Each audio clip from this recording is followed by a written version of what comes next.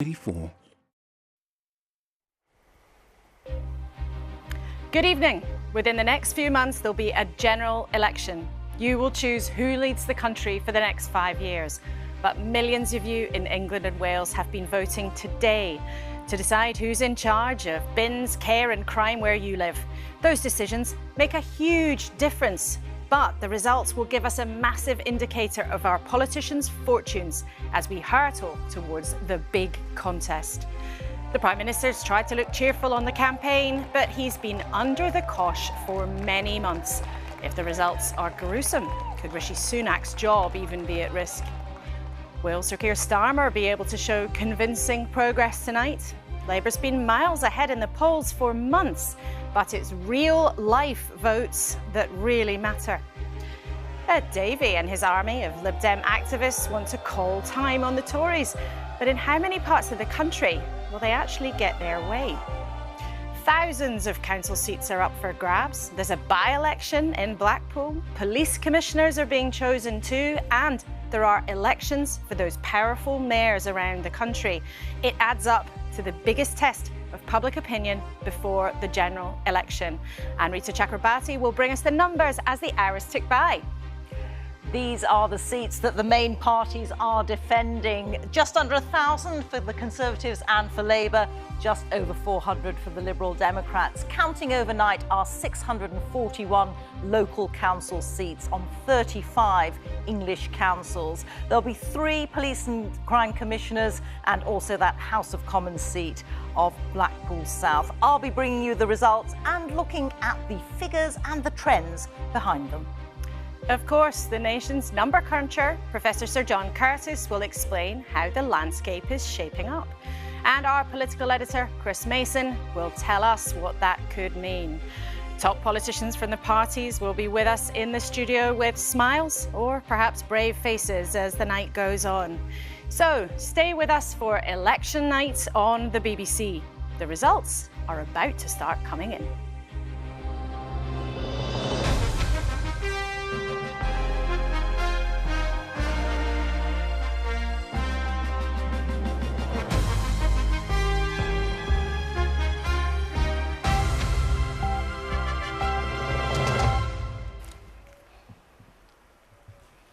A very warm welcome to election night on the BBC. Now, there is a dizzying array of contests to keep our eyes on. Each race, of course, important in its own right. But in this feverish atmosphere in the months before a general election, the overall picture we can build as the night goes on is so vital. Now, there are 2 things we have to bear in mind. The last time these seats were up was in 2021, when Boris Johnson was in charge. And it's not so much election night, but election 48 hours. It's going to take a while for all of the results to come in. So we'll know a lot by 6 a.m. and the end of our time together, but not everything. One of the most important races, though, is the by-election result at Blackpool South. We'll be there on the ground in a few minutes, and we will have that result this evening. We'll, of course, be right round the country with our colleagues at Counts. And at the desk with us for the first part of the night, the Cabinet Minister, Chris Heaton-Harris, for the Conservatives, Bridget Phillipson, who wants to be Labour's next Education Secretary, and Munira Wilson, her opposite number in the Liberal Democrats. I wonder who's feeling nervous and who's feeling chipper. But first off, let's start with our political editor, Chris Mason. And just as we look at pictures of what's starting to come in Blackpool South, talk to us first about what is at stake here for the Prime Minister and his Conservative colleagues. For the Prime Minister, it is all about managing, in the short term at least, to convince his own MPs that he is definitively the person to take their party into the general election. Because for those small number of quite vociferous Conservative MPs who are not of that view, they acknowledge privately this is the last opportunity that they will have, if the results are poor, bad for the Conservatives, to convince their colleagues that this might be the moment to make a move. They acknowledge that they will have a persuasion job to do that because of the magnitude, the nuclear option of yet another change of Prime Minister. But that's what's at stake here in the very short term for the Prime Minister, because it's that last chance before the general election for those who would like to see a change to make that argument and try and convince their colleagues of the merits of that argument as they see it. So if by Saturday afternoon it looks really gruesome, then the jeopardy is massive for Rishi Sunak. Let's then think of the Labour Party, and we're seeing the count in Hartlepool. Now, in 2021, the Tories won the by-election there, hugely successful for Keir Starmer and his colleagues. What does he have to show in places like that? Hartlepool is fascinating because it is a case study in political change in relatively short term over the last 3 years. So I remember being there actually at that Hartlepool by-election.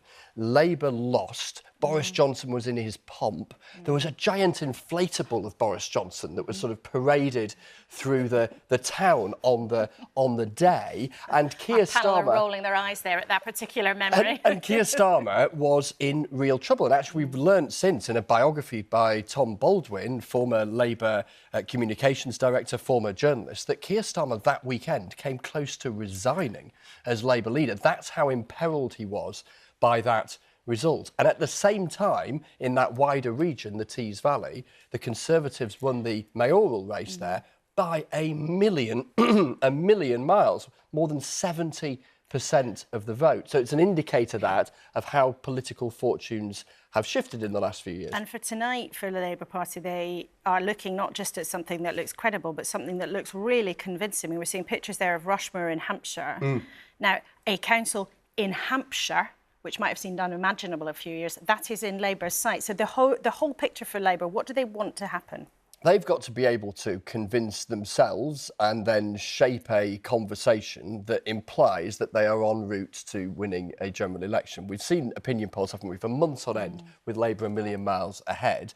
But we should always emphasise the colossal mountain that Labour are trying to climb at that general election. And as any politician will acknowledge, opinion polls, of course they matter and they shape the mood, but real votes in real ballot boxes really matter. How does geographically the results tonight match, and this is the same for all of the parties, match the key seats come the general election? Interestingly, from Labour this evening, their absolute emphasis is on Blackpool South, that parliamentary by-election, which they think they're going to win, and the council elections. They are emphasising less the mayoral contests. Conservatives equal and opposite on that, with them leaning into pointing at those mayoral contests as something they say suggests that their fate is perhaps not as grim as some might have feared. Now, a bit later, I want to ask you about the smaller parties, because local elections are really important for them. But let's then go straight to Blackpool South. That's where Labour are emphasising they're really hopeful of success tonight.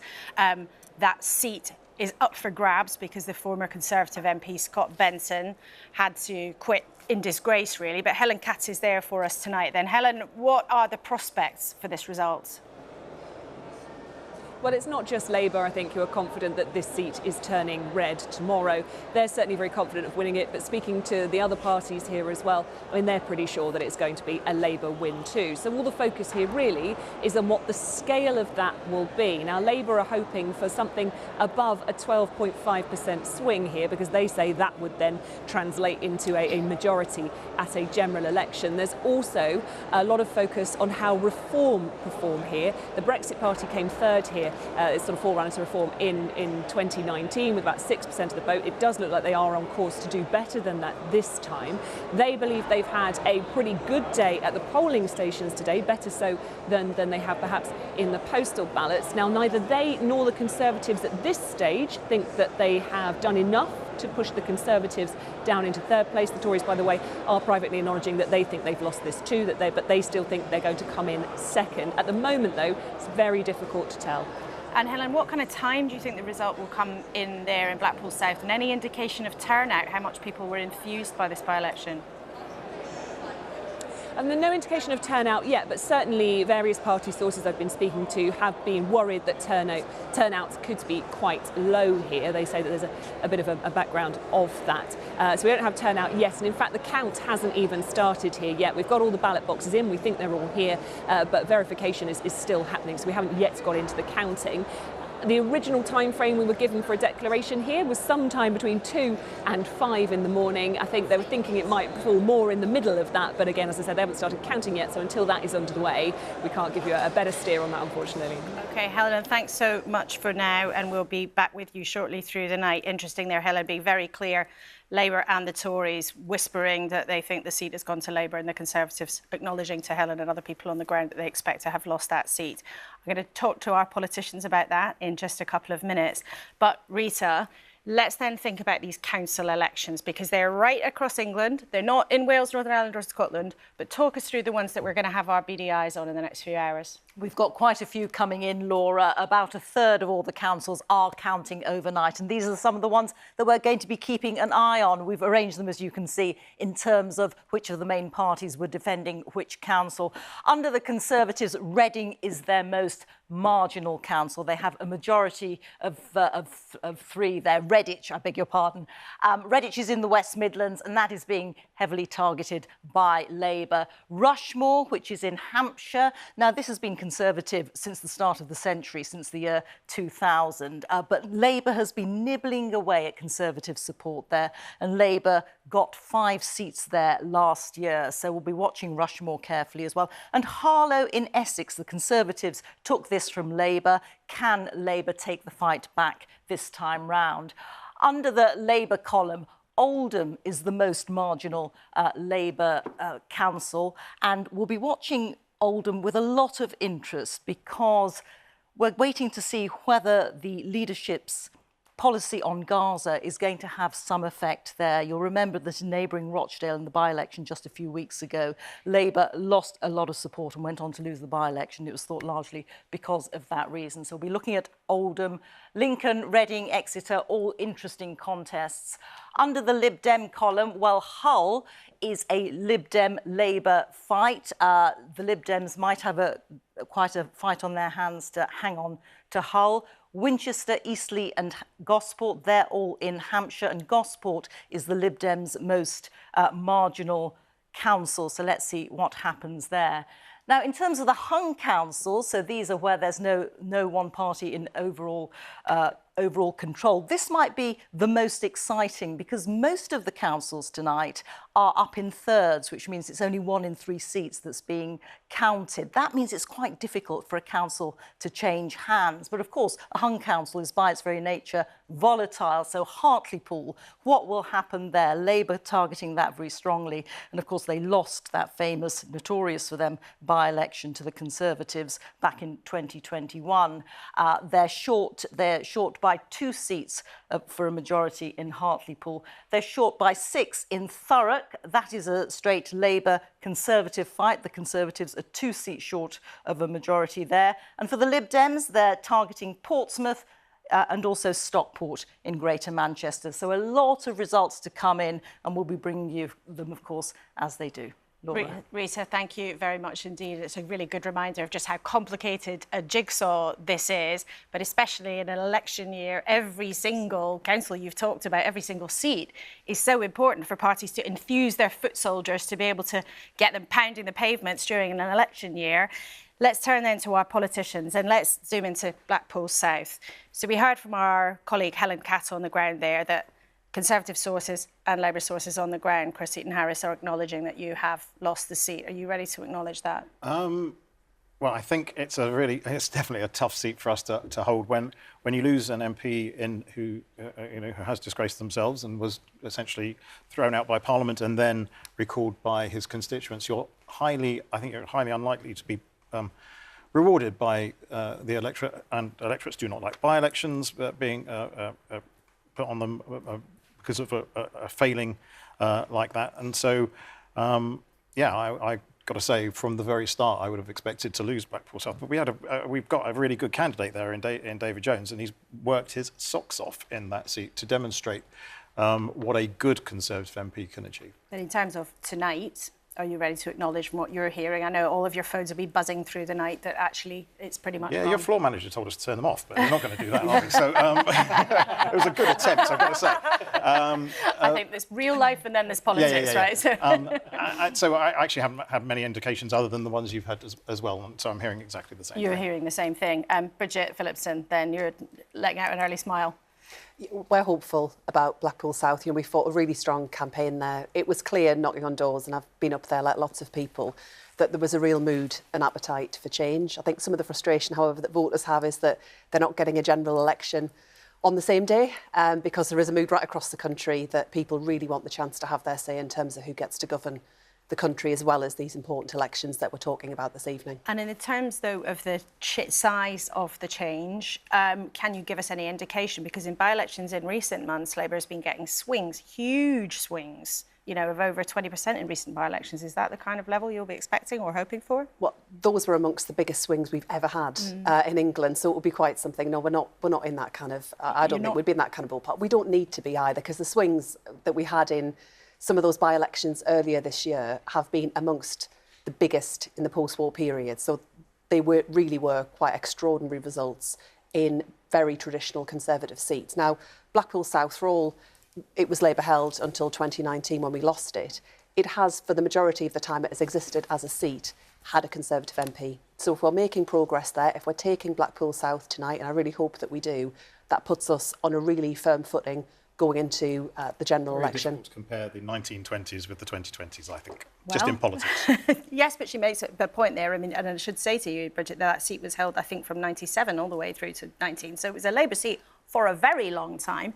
And if the national opinion polls are correct and you are miles ahead, as they suggest, then that seat should be a no-brainer. But for the rest of the time before that, it had been a Conservative seat. So, and then we lost it in 2019. So, you know, I'm hopeful that we're making progress in the areas like Blackpool, but also across the country as the results come in this evening, in the kinds of places we will need to win in order to form the majority. And that's what I'll be looking for. Less about the numbers of seats, more about the places where we're making progress. Although sometimes when politicians say less about the numbers, what they're really saying is we're not that sure about making really hefty gains. But Mayoral, for the Lib Dems, what's a good night for you? So this time last year, we were all sitting in the studio and the Lib Dems had a really successful time. This year, what do you think the prospects are? Yeah, we made spectacular gains this time last year, but we've also got to remember there's 3 times fewer seats up for election this year. And actually the sort of mix of seats that are up for election this year are really in those red wall territories. They are largely Conservative Labour fights, and we're expecting to see Labour make great gains. We are hoping to consolidate and actually make gains in the blue wall, the areas that we're targeting for the general election later this year. A lot of those won't be coming in until tomorrow. You think about Dominic Raab's backyard in Esher and Walton, Elmbridge, and John Redwood's backyard in Wokingham, places like Tunbridge Wells, which we hope to make gains in and potentially take control of. All of those will be coming in tomorrow, and we'll be looking very, very closely at those because we'll be very keen to make gains in those areas where we hope to take Conservative seats at the general election next year. But do you have a sense yet tonight? I mean, I know I'm sure you were all on the doors today. You'll all have been talking to colleagues and activists in the last few days. Do you have a sense yet that you're able to make a big stride forward in the way that you did last year? Because we're, you know, maybe only a couple of months from a general election.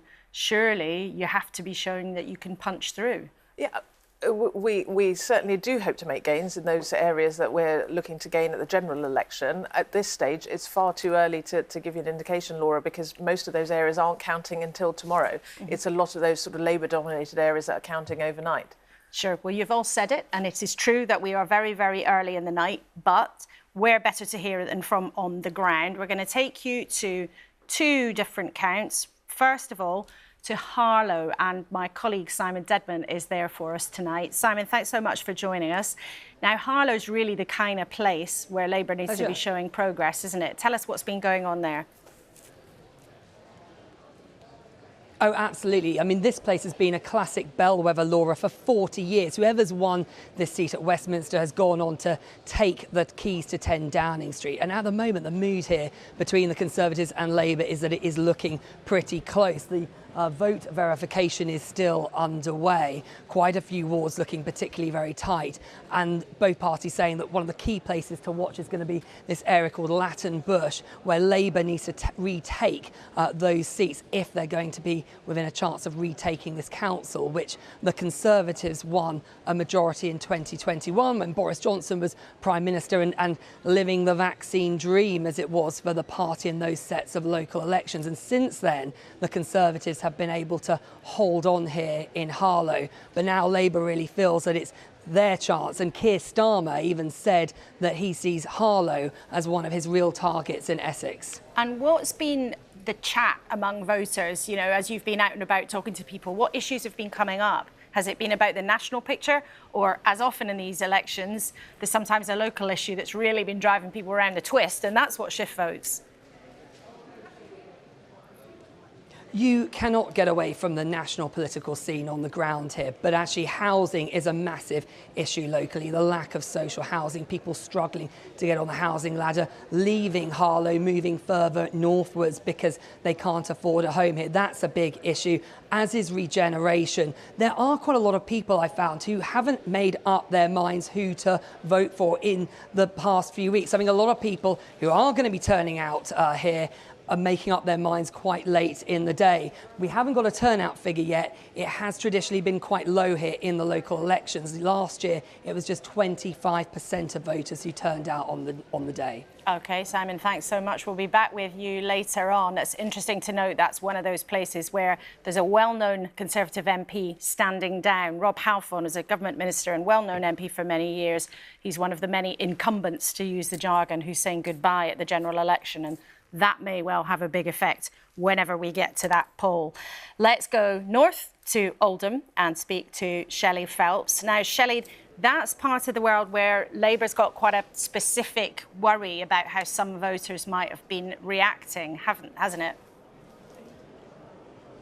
Hi, Laura, that's right. So they're just verifying the votes at the moment behind me. Counting hasn't actually started yet, so we're not going to have any results in for a while. But as you say, this is an interesting one because Labour has a majority here of just one, and they're in a pretty precarious position. Now, recently, two councillors quit the party over its stance on Gaza, including one who is standing as an independent. And actually, for the Conservatives as well, three of their councillors, they suspended them when they attended a pro-Palestinian march on Armistice Day.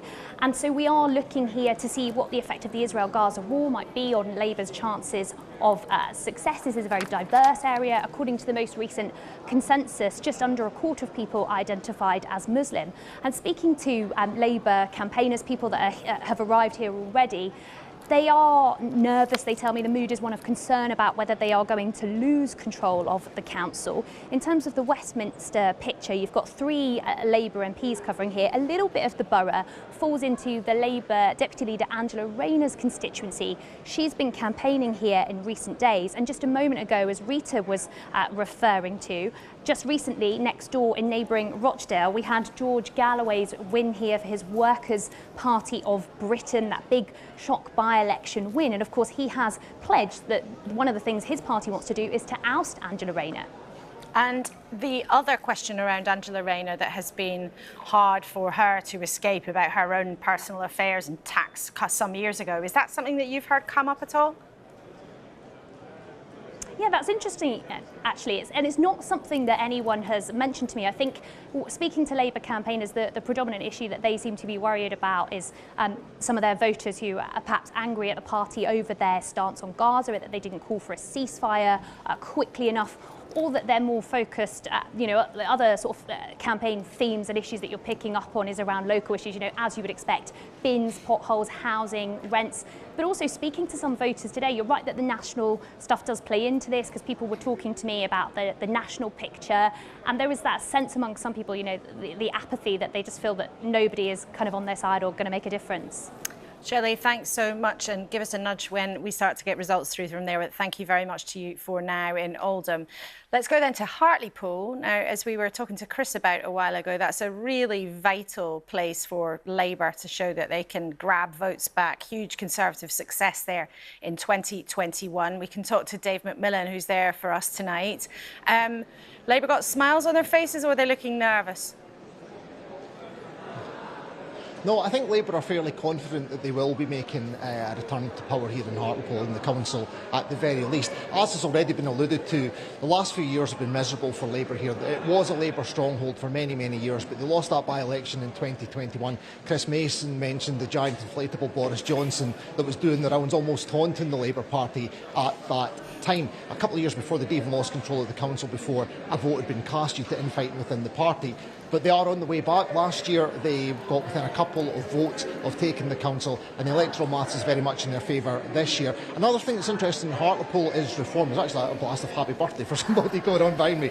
Another thing that's interesting in Hartlepool, though, apart from the birthday wishes, is that Reform are standing in all 12 wards. It's a very important target for them. Richard Tice has got a huge office in the town, so it'll be interesting to see how they get on. For the Conservatives, clearly they would dearly like to hold on to the leadership of Hartlepool Council, which they currently share with Independents. But the real test for them will come tomorrow with the Tees Valley mayoral election. They, of course, will be desperate to see Ben Houchin hold on there.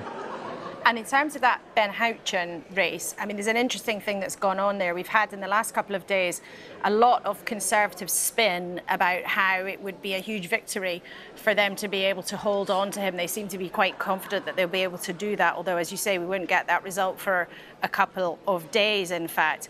But just talk to us about the context there. I mean, when he was chosen first time round, he had almost a sort of North Korean scale of the vote. Yes, that's absolutely right. I mean, last time it was something like 73% of the vote that Ben Houchin had. I think at one point it was described as the single greatest personal mandate that anyone had ever had in a British election. So he's a hugely important figure for the Conservatives, and he has had a huge impact on the local political landscape. The vibe seems to be that he probably will hang on to the election. There was a poll out a couple of weeks ago that had Labour's Chris McEwen and the Conservative Ben Houchin neck and neck. Another poll came out this week which suggested that Ben Houchin had pulled 7 points ahead, and it certainly seems that most of the vibe is that he will hold on, and it will be a hugely significant thing for the Conservatives if he does, because he's a hugely influential figure in the party, and of course he was influential in them breaking through the red wall before Boris Johnson in 2019. Ben Houchin, of course, had done it already in 2017.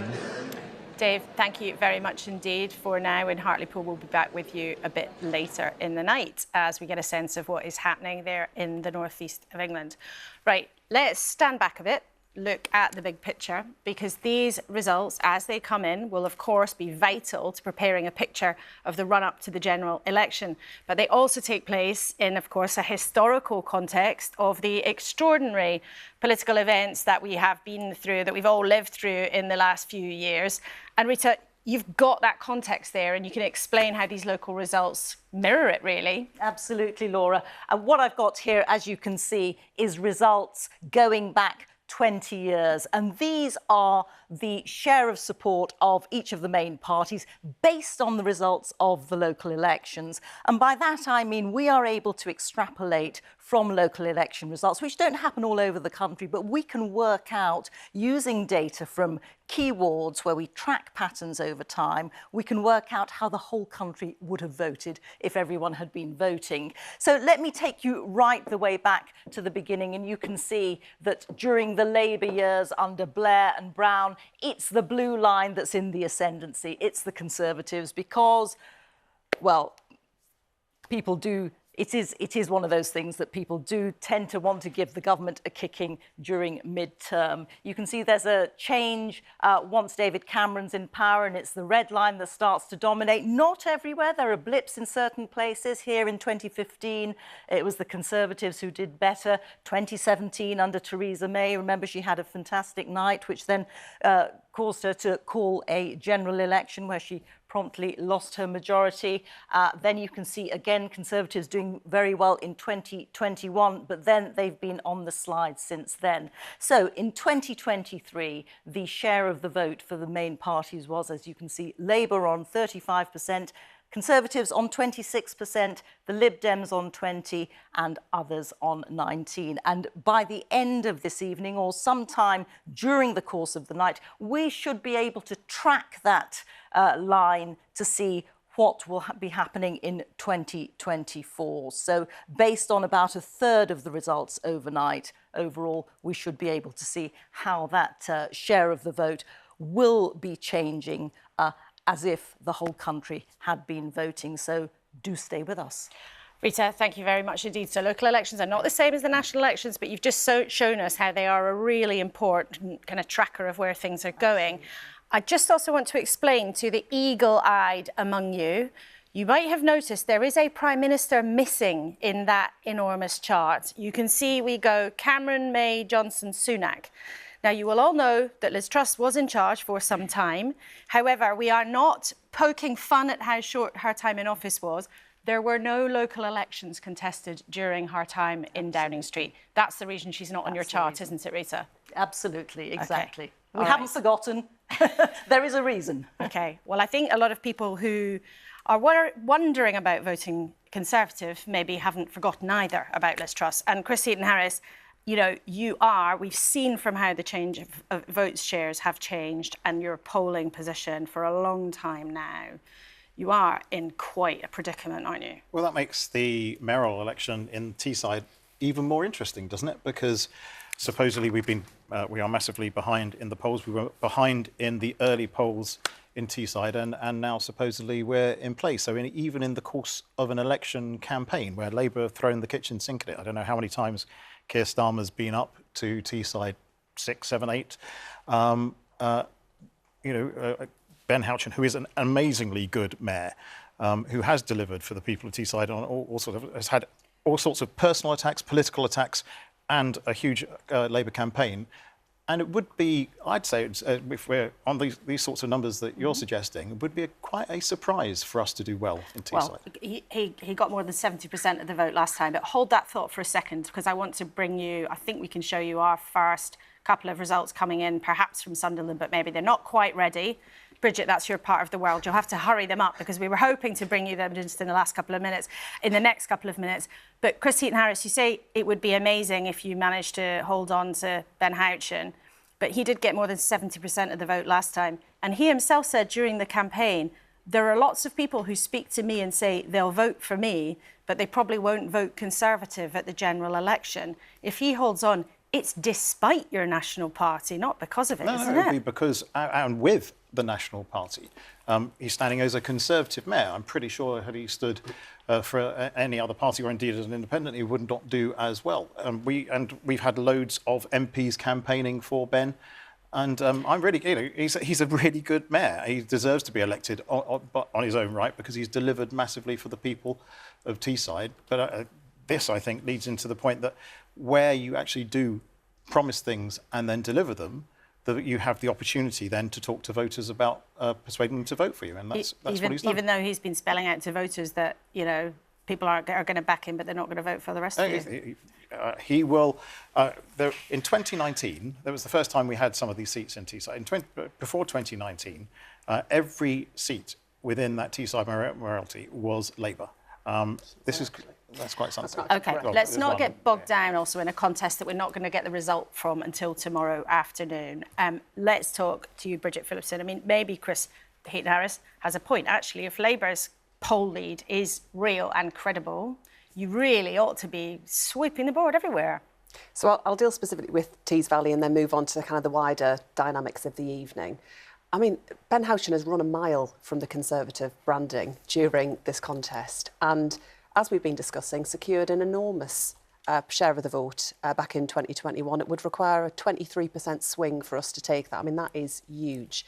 I am confident we will make progress, but I heard a lot of people on the doors in Teesside saying exactly what Ben Houchen has been saying, and I'm confident that we will make progress come the general election on Teesside. We've just seen there in Hartlepool, again, an area where we've made real progress last time around, and I'm confident we'll make progress again this evening. And I think that does demonstrate the scale of the change that we've seen under Keir Starmer from where we were back in 2021, losing that by-election, enormous challenge. And we do have the Blackpool South by-election this evening, which is the most obvious comparator where it comes to parliamentary results. The mayoral contests are a different kind of dynamic for a range of reasons, and I would apply that across the country. But I'm sure if you do well in them, you'll be very quick to hail them as some, enormous victory. Just to say to you, we're just hearing that Blackpool South might come actually sooner than we think. I just had a communication from somebody suggesting that they might actually be nearly finished the counting. So we'll keep an eye. That seems very early in the night, but I just wanted to flag that for you there in case we suddenly have to jump away. But Bridget Phillipson, I'm just listening to you. You're using a lot of political phrases like showing considerable progress and showing that we've made an advance. Yeah. Will you give us an idea of what would be a reasonable benchmark? So some of the number crunching is suggesting gaining around 300 would be decent for Labour, given the pattern of where the seats are coming up.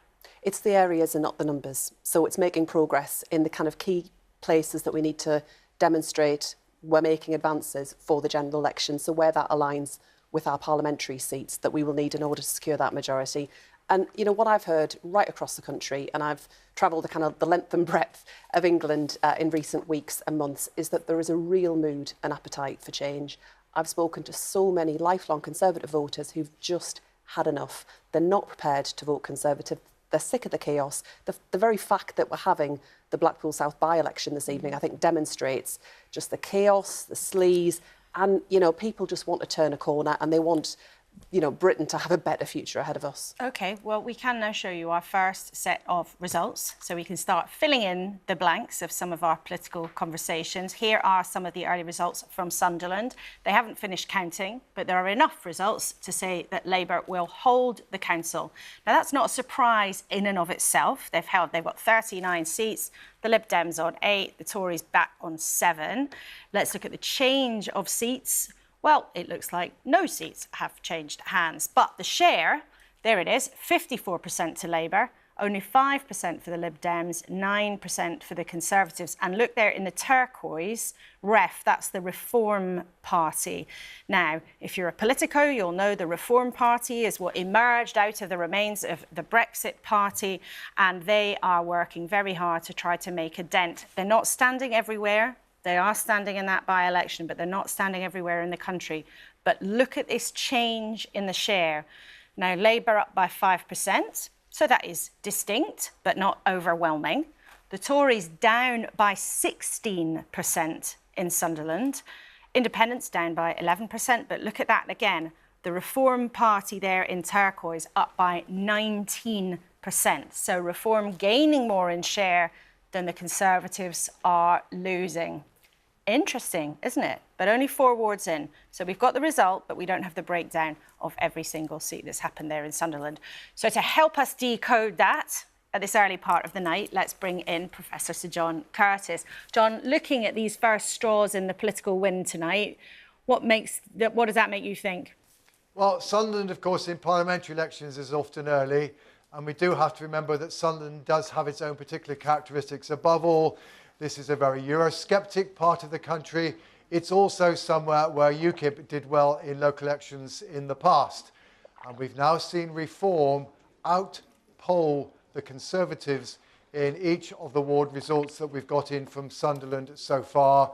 And as you've just seen in the summary, the Conservative vote is well down on 2021. Indeed, it's even down on this time last year.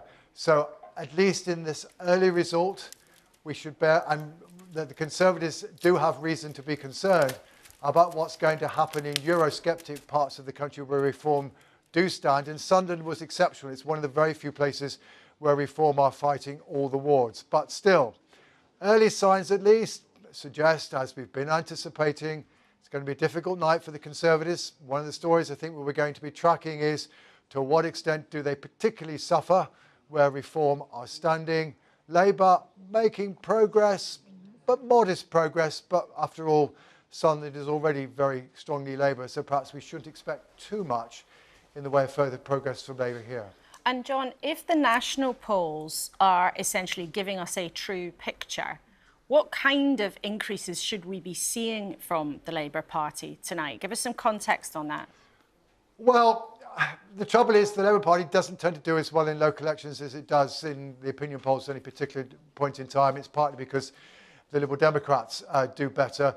But I think, given that the Labour Party is at least where it was 12 months ago, given that last year's local election performance was somewhat modest by the standards of what we might have expected, I think Labour would like at least to be a point or two up on where they were last year. But that, frankly, translates into something like a 10-point increase on where they were back in 2021.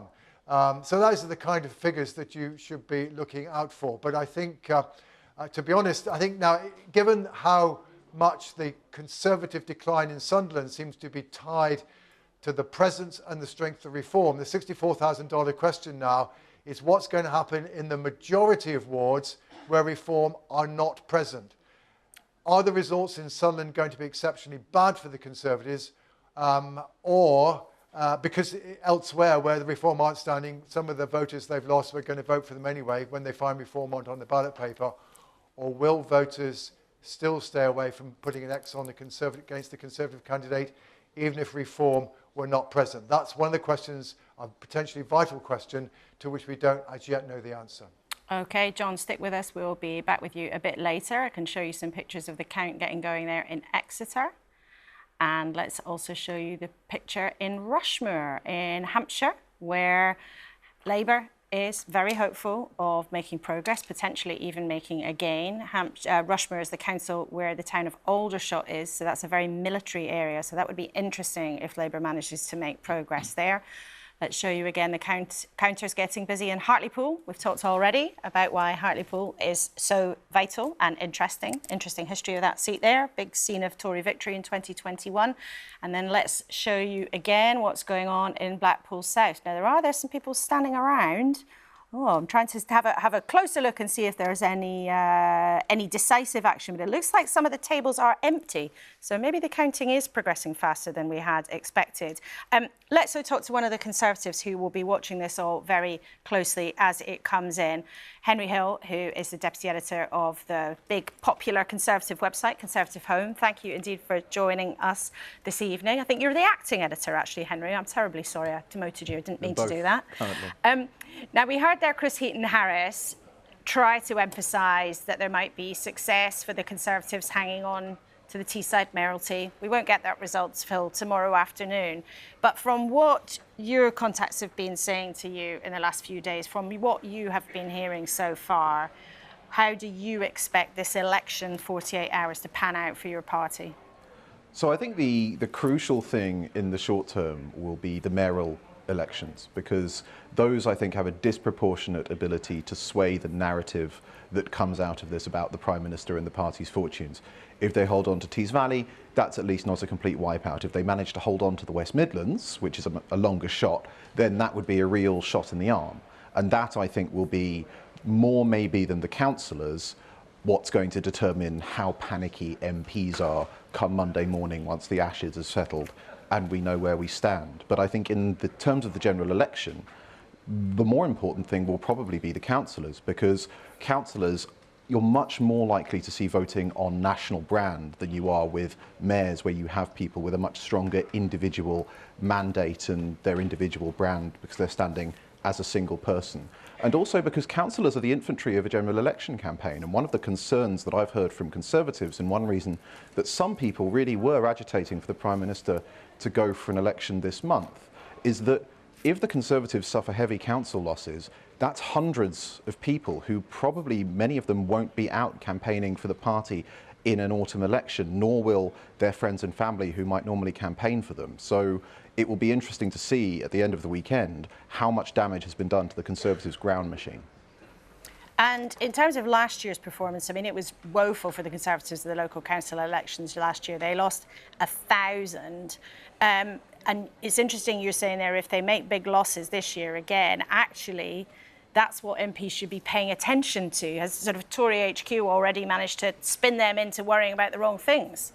Well, it's partly the media's fault, right? The mayoral elections do have a very high profile, and there will be they'll naturally be very interesting if Andy Street especially manages to hold on in the West Midlands, an area which I think we would normally say leans Labour. That will be a very interesting result. But yes, I think in terms of if you're a Conservative MP, you will have, if you're a good campaigner, you will have a personal vote and you will have a local profile. But you will be also, most of your voters will be people who turn out and tick the box by the party they want to vote for. And in that case, the local elections will, I think, be a much stronger tell of a party's performance in a given area than a good performance by a Conservative mayor. Henry Hill, thank you so much indeed for now. Chris, I just want to ask you about this point. So it's true that the narrative, to use the jargon, has become very dominated by the mayoral contest. And actually not just by any old mayoral contest, by two specifically, when there are 11 going on around the country. Do you think that MPs are then sort of looking at the wrong things? Well, it's interesting, isn't it, here? And I think you get a clash between the sort of psephology, the numbers that John Curtis and others will crunch, and what that might mean extrapolating to a general election, and then the psychology. And as Henry was saying, baked into the whole idea, the case that is made for the mayoral model is the idea that you have these high-profile regional figures who are then quasi-national figures because they can be a sort of ambassadorial figure on the national stage for their region. It also means, though, that they can develop a political brand that is a far greater extension of their party brand than is perhaps possible if you're a council leader or an MP, which means you can make your campaigning points a little detached from your party. And we've absolutely seen the likes of Andy Street, the Conservative mayor, Conservative candidate as things stand for the West Midlands mayoralty, do just that, to wear his conservatism very, very lightly. He's always done that in this role. He has particularly done it in the context of this race. That said, on the ballot paper, we should be clear, as Chris was saying a few minutes ago, still says Conservative next to his name. But in terms of the psychology for Conservative MPs, there is no doubt they are attaching quite a lot of significance to those two contests in the Tees Valley and the West Midlands as a way, if they are able to hold them, to say, well, things might be bad if that's how it turns out in the council elections and other contests for them, but perhaps not as bad as it could have been. So there's a lot of psychology as well as spin around those races in particular. And in a second, we're going to talk to our colleague James Pearson, who's in Redditch, which is in the Midlands, but just outside the West Midlands mayoralty area. We'll check in with him in just a sec. But is it actually the case, though, that the mayoralties actually, they're an anomaly? Because of exactly as you've been explaining, they're separate to the sort of normal run of things. Yeah, they are, really, and they're a relatively novel and new concept, aren't they? In fact, in this set of elections, there are parts of England that are electing a mayor for the very first time, in the East Midlands, in York and North Yorkshire, and in large parts of the northeast of England, north of the Tees Valley area. So they are, in numerical and cephalogical terms, as John Curtis will tell us throughout the night, different and something of an anomaly. But in the mood-making, they will be significant, without question. OK, well, let's take you to Redditch then in the West Midlands. It's not in the mayor's area, Andy Street, where there's that closely fought contest, but it is in that place where there are lots and lots of seats that will be marginal at the general election. And Redditch is a council that is a Labour target. They last won it in 2016. And, James, it's a straight battle between Labour and the Tories, isn't it? What are you hearing? Yeah, that's what it's shaping up. That's what it looks like tonight. The nerves are definitely building here at the Abbey Stadium. The political parties, Labour, Conservatives, they are used to fighting council elections 3 years out of 4. They're used to going out on the doorsteps. They're used to the issues coming up. But this year it's the big one because it's all out elections, all the council seats up here, and that's what I think is fueling the nerves. Labour, as you say, should be confident of taking this. That's what they've been telling me when I've been going out on the doorsteps with them in recent weeks. Tonight, though, they seem a bit nervy. We've got three councillors award being elected here, and they potentially think that voters are splitting their votes between some of the parties, so they might not scoop up all the 3 councillors they could get per ward. Conservatives, they have been out trying really hard today, as has the local MP and Deputy Chair of the Conservative Party, Rachel McLean. So we'll see. They think it's too close to call at the moment. The Greens, they're hopeful of maybe taking a seat or 2, but it really is a battle between Labour and the Conservatives. And you mentioned the kind of majorities and marginals in general elections. Rachel McLean holds this seat for Conservatives with a majority of 16,000 at the moment. If Labour take this seat tonight, they will be confident they can take it in a general election in months, potentially. OK, James, thank you so much. We'll be back with you later in the night. An interesting battle there and a straight fight between Tories and the Labour Party. We've got a bit more information coming in from Sunderland in terms of how things panned out with the arithmetic. You can see Labour now 41 seats, Tories with 8, same as the Lib Dems. But then in terms of seats changing hands, you can see a straight switch there, Labour gaining 1, the Tories dropping 1. Let's show you more about how the share of the vote has changed. And this is the really interesting thing there. You can see the Tories dropping by 17%, the Reform Party going up by exactly the same amount. So a straight switch there between the Tories and the Reform Party. Sunderland was a very strong sort of Levy part of the world, very strong support for the Brexit referendum, where those iconic images at the beginning of the night were from back in 2016. But very interesting to see that straight switch. And you can see why the leader of the Reform Party, Richard Tice, has tweeted this: "Outstanding early results in Sunderland. We expect to beat the Tories in a majority of 25 seats in Sunderland. Well, Richard Tice, we will see. We'll hope to speak to him later on in the evening. But so far, Reform are hailing their own progress in Sunderland, where they claim they will beat the Tories in 25 seats, although they haven't won a seat there yet. But in terms of that vote share, they have put on a lot, taking away from the Tories, it seems. There are some more pictures in Blackpool South, and there are definitely people now who look like they've finished their duties for the evening. We were expecting the result there, not for quite some time, but it does look as if things have progressed quite quickly. Chris, in terms of that switch from Tories to Reform directly in Sunderland, that is the kind of thing that's going to make Conservatives really nervy, isn't it? Yeah, and so little wonder that Richard Tice was leaping onto social media within nanoseconds, even at this very early stage of seeing results from there. Of course, we can't be certain exactly where votes have come from that might have gone in Reform's direction, but there's a certain symmetry there that will alarm Conservatives. Yes, there's the particular political history, if you like, of Sunderland, which people will recall from the early results of the Brexit referendum. But in terms of that dynamic that exists in British politics at the moment involving the Conservatives and Reform, with Reform UK absolutely insistent that they are not going to call off the dogs, that they regard the Conservatives as a spent force and want to inflict damage.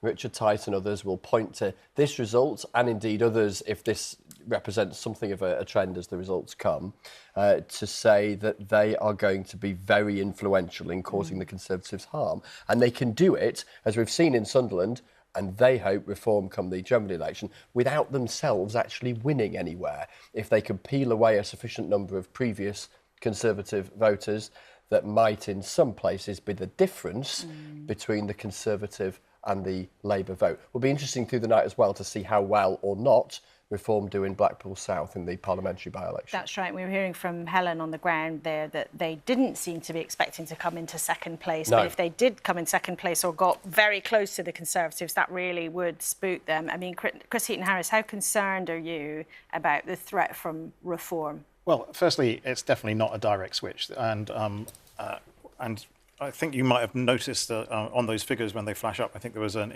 independents are down 8%, and this is Bridget's seat, so I'm not going to try and tell Bridget that, you know, in Redhill there was quite a strong UKIP presence in the past, and it's a very interesting place to do politics, I'm absolutely sure. But the one thing it does show you is that if you vote Reform, you get Labour, and it's a very straightforward equation for people at the next general election. If they want to vote Reform, they'll end up with Labour MPs, and they'll end up with the Labour government, and then they'll end up probably with everything that they didn't want to vote for based on the profile of Reform voters. But what it actually shows us at the moment is that as things stand right now in May 2024, people are choosing the Reform Party instead of the Conservatives. And you're right, we've got no way of getting inside voters' minds and seeing if it was a direct switch, but their share increased as much as yours fell away. And people, by those statistics, early in the night, are walking away from you and choosing them instead. No, so I think it's a way more complicated picture than that, even in Sunderland. But I'm not going to prey on Bridget's seat. But the direct lesson of this already, I think the one thing you can draw is that this particular seat that has swapped hands is that Reform polled a decent chunk of the vote that made it a Labour gain.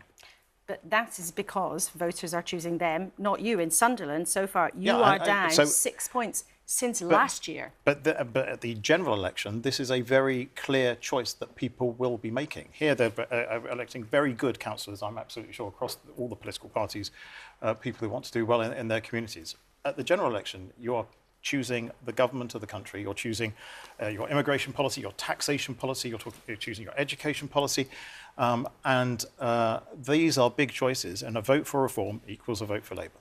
So, Bridget Phillipson, what do you say to that? You are the Sunderland expert around this table, so perhaps you can give us a perspective.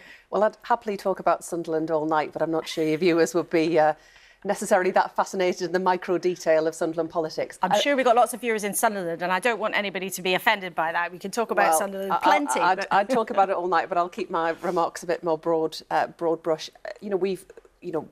Sunderland is a council that we already control.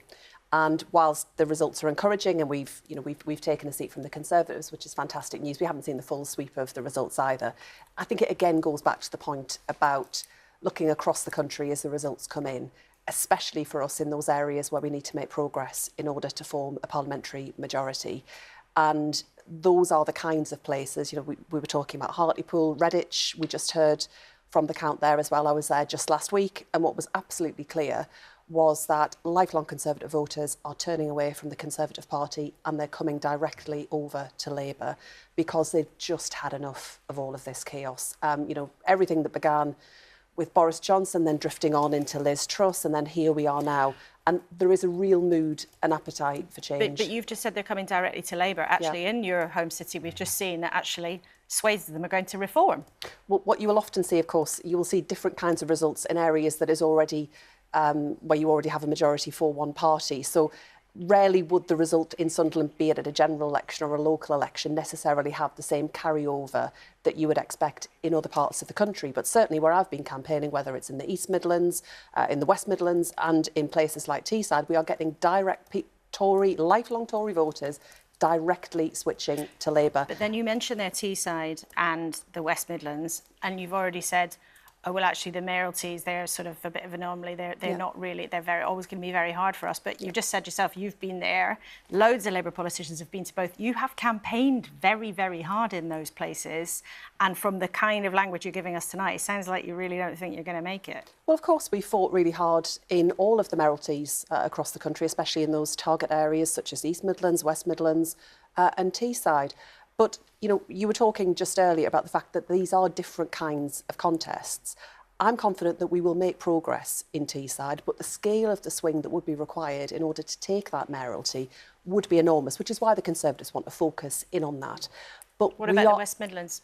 It's a tough contest, and I think a lot will end up coming down to turnout. But these are different kinds of contests, and in the case of both the West Midlands and Tees Valley, the Tory incumbents have absolutely run a mile from the Tory brand because they know how damaging it is to their prospects of re-election. Chris, you're shaking your head. Yeah, I mean, Rishi sent out an email to every Conservative voter pledge in the West Midlands yesterday supporting Andy Street. And I've got to say, I've been on a few doors myself, and whilst, I think apathy might win this particular set of elections because local elections have quite a low turnout compared to general. Your old friend Boris Johnson also sent out a message saying, forget Westminster, vote for Ben. Yeah, so, but Boris is campaigning for fellow Conservatives, and actually just going back to a point that Chris made, mayoral candidates do have a direct reflection on how your party does. And I pray in aid of Boris Johnson when he won the mayoralty of London under David Cameron's premiership.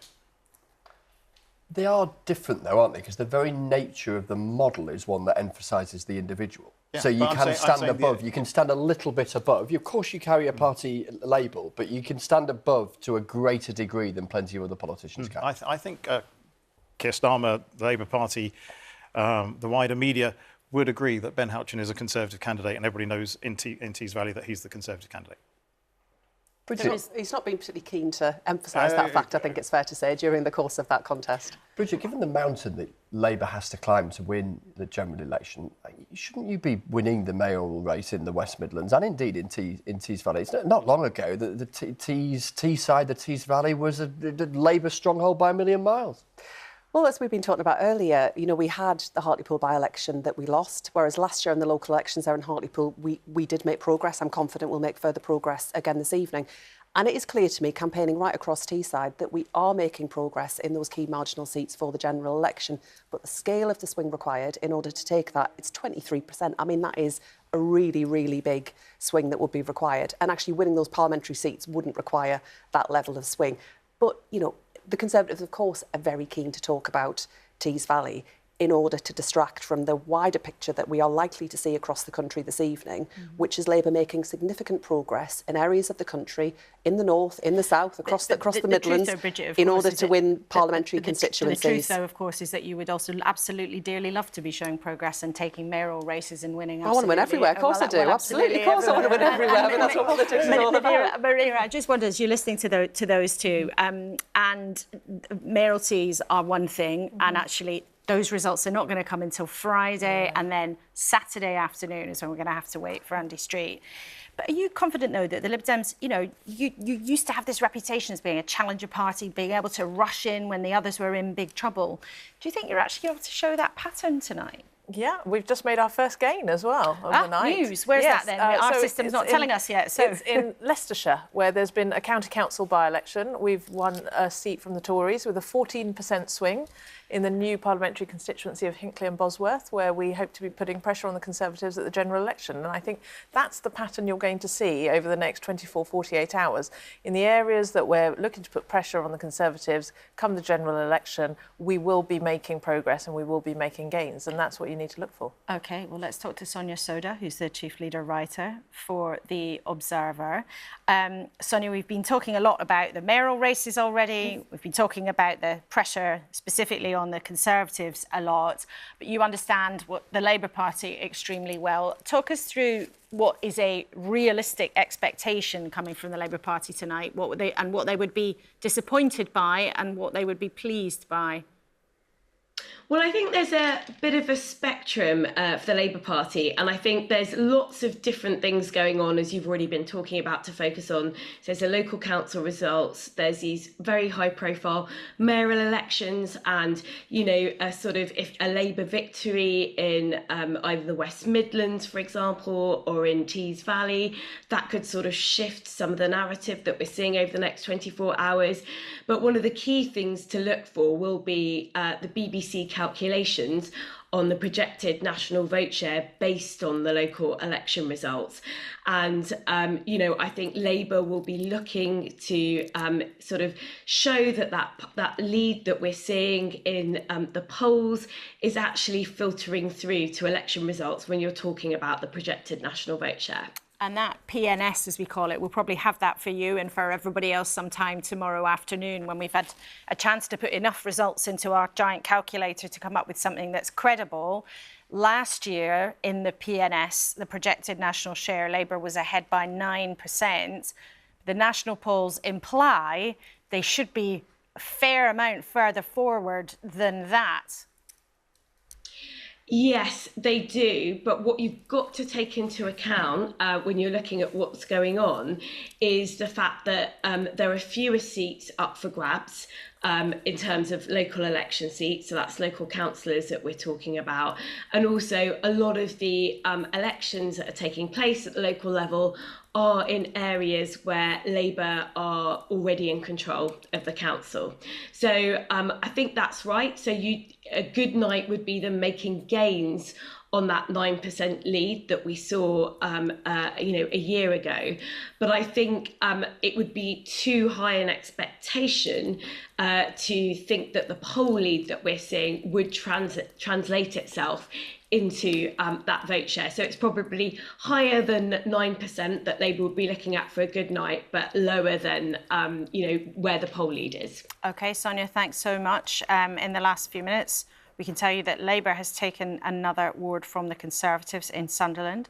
So just building their lead there. Remember, they didn't have to change the council. They've been holding the council already. They didn't have to grab it from the Conservatives, but they have taken another ward from the Conservatives there in Sunderland, which at this stage is still the only council result that we have got in.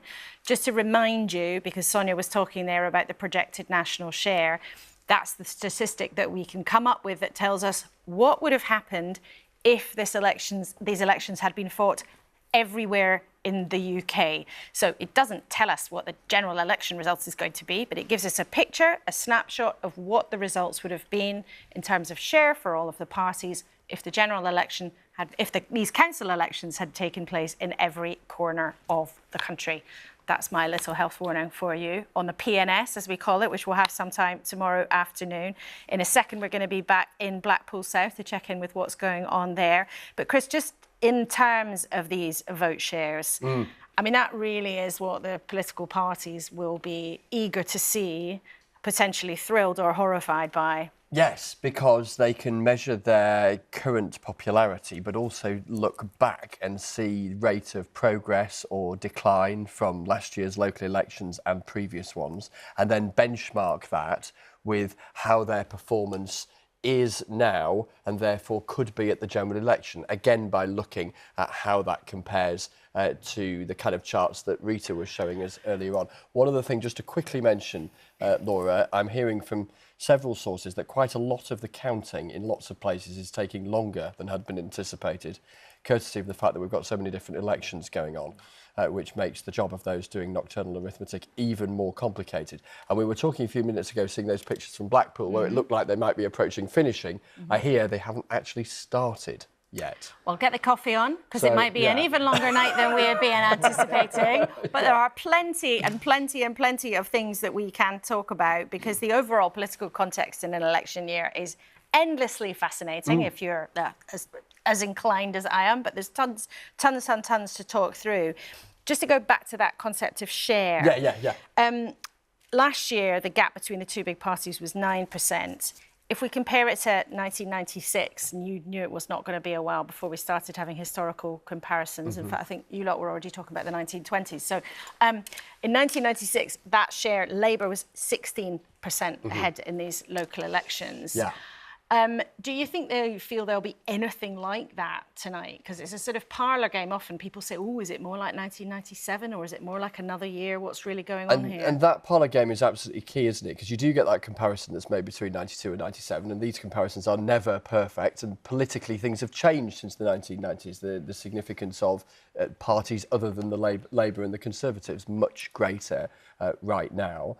The key thing in the end is going to be, from Labour's perspective and indeed from the Conservative perspective, is does this set of data, and in particular that projected national share, point to and reflect what we're seeing in opinion polls, and point to and reflect, therefore, if you are looking at those opinion polls and then looking at the so-called PNS, that there is a reasonable prospect of a change in government come the general election. And we should emphasise that. I know it's a point that the likes of you and me say the whole time. Yes, we've had this whole stack of opinion polls for months on end now, suggesting Labour are a country mile ahead.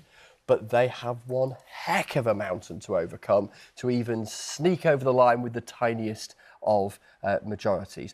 Keir Starmer has to perform better in terms of a swing than Tony Blair managed in 1997. So that is the scale of the challenge that Labour face.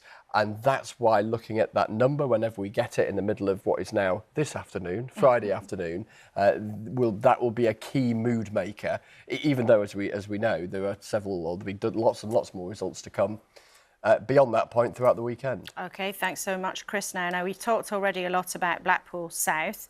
Let's go there and talk to the candidate who's been standing to become, with the hope of being, Reform's first MP, Mark Butcher. Thanks very much indeed for joining us. How do you think you've done? Oh, thank you. Thanks for having me. Well, I'm quietly confident. Quietly confident of what? Sorry, the question, I just need to hear the question again. You say you're quietly confident, Mark, but quietly confident of what? We're quietly confident of making a good showing here today in Blackpool South. And a good showing would mean that you have made it potentially into second place behind Labour, ahead of the Conservatives? Well, that would be a fantastic good showing. But I'm here to win it, so I just have to be honest with you and say I'm here today to win this by-election. And from what you've heard so far, and having been out on the doorsteps, and I'm sure looking at the votes as they're being verified and beginning to be counted there tonight, what do you think is a realistic outcome? And when you say you're there to win it, that would be an enormous surprise, I think, to everybody. But there have been some possibility, some expectation that you might just sneak into second. So what's realistic, do you think? Well, realistic is second place, yes, of course. But as I say, I'm here tonight to win this by-election for the good people of Blackpool South. And why do you think you've been able to appeal to them? Well, because first of all, people in Blackpool are fed up. We are sick and tired of the false promises by the Labour Council that we've dealt with here for the last 12 years and by the Conservative government that have just failed us in every single way. We've had 3 local MPs, Conservative MPs here, from the Fylde to Blackpool South in Blackpool North, that have all failed the good people of Blackpool, and we are completely fed up of it. I think that's why I appeal to people, because it's common sense policies for common sense people with Reform UK. Hello Mark, it's Chris Mason here. Evening to you. I wonder when you've been out and about knocking on the doors and talking to people in Blackpool, those who have said that they'd be willing to support you, where they've said their political support's been in the past. Are you attracting former Conservative voters in the main or Labour voters? Where do you think your vote's coming from? We're collecting votes from both sides of the party. I've spoken today to many Labour supporters who are actually voting for me, but particularly in the Conservative heartlands, that's where we're having the most impact. And the story on the door, people are talking, they are coming out in their droves. And what do you say to the critique? We've heard it from Chris Heaton-Harris, Conservative Cabinet Minister, this evening, that a vote for reform, particularly come the general election, is effectively a vote to put Keir Starmer in Downing Street. Is that something you'd be comfortable with? Not at all. Well, he would say that, wouldn't he? And that depends from which side of the spectrum you're from. Well, I don't think a vote for Reform UK here in Blackpool is a vote for Labour or Conservative. A vote for Reform UK is a vote for reform. And we're the only party that's committed to change, and that's what's attractive for people here in Blackpool South. We are fed up, and we've had enough. Mark Butcher, thank you so much for joining us. We'll be back with you. We'll certainly be back in Blackpool South. Thank you for joining us. And the enthusiastic Lib Dem activist who was trying to get in the shot there behind you, Mark, did very well not to be distracted. Chris Heaton-Harris, he says people are totally fed up. Well, what do you say to that? I think people, I mean, local elections and indeed by-elections always do have much lower turnouts, and that demonstrates a type of apathy which you could read across as being fed up. And yes, I do think people want to see politicians delivering on the promises they have made. That is why, Rishi made 5 commitments when he came in. I think we can safely say the pledge on halving inflation has happened, because we've gone from over 11% to just over 3%.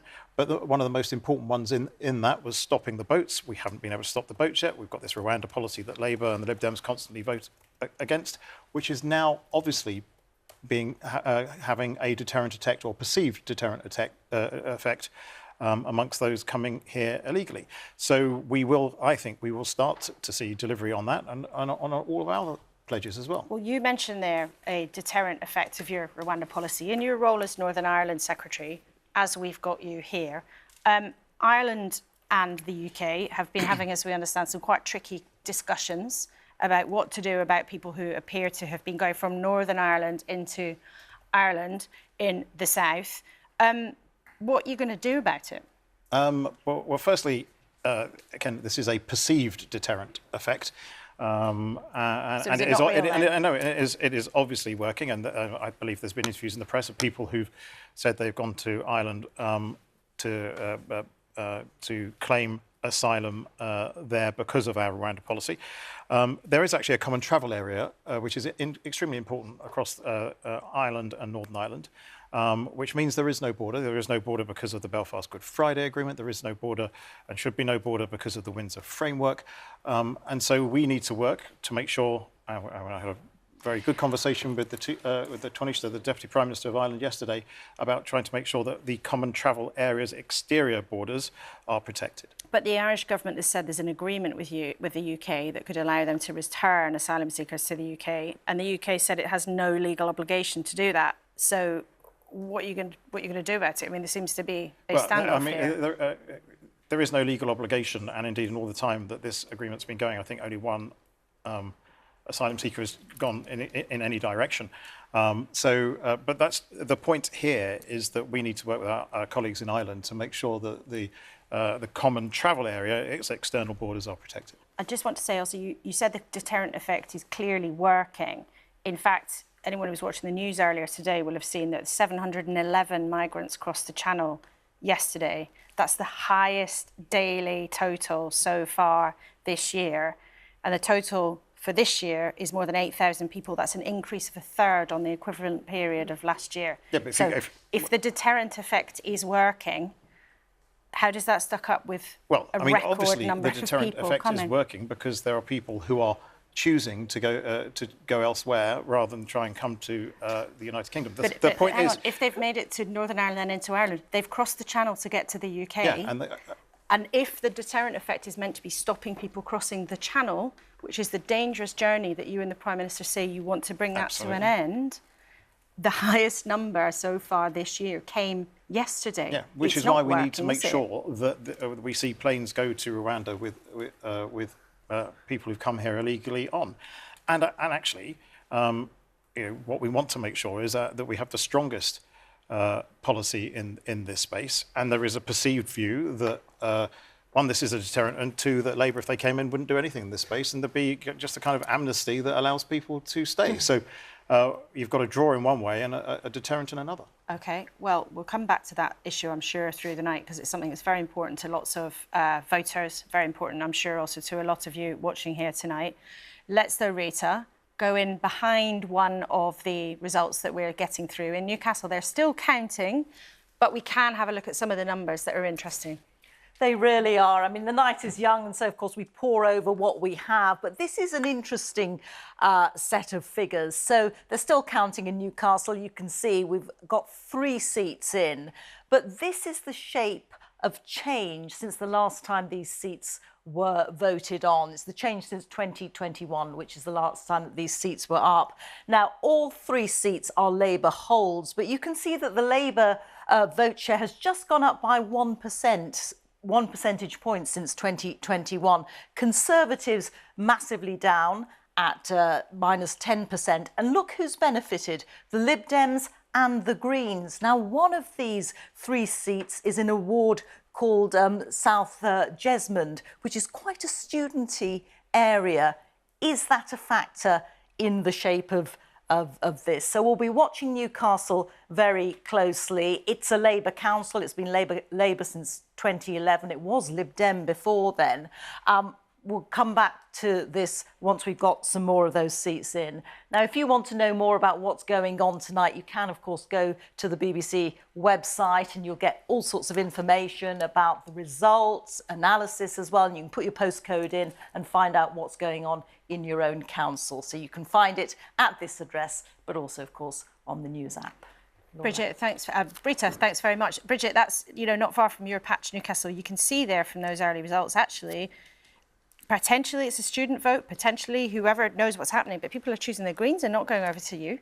I mean, there's always been that kind of dimension in Newcastle and that kind of volatility there. But I would just say alongside that, it's becoming clear to us this evening that we will gain Hartlepool tonight, which would be a brilliant result for us. So I think, at one level we can talk about one result in Newcastle, but actually to gain Hartlepool, particularly after that devastating result we saw in 2021, would demonstrate really massive progress for us. It was a must-win, though, wasn't it? Getting back Hartlepool. Well, we did really well on the local elections last year, and it would demonstrate that we are on track to form the next government. Okay, we're making those kind of strides forward. Okay, thank you for bringing us that snippet of news. Bridget and Mayoral, we're going to say goodbye to you in just a few minutes' time as we hurtle towards the 1 o'clock news.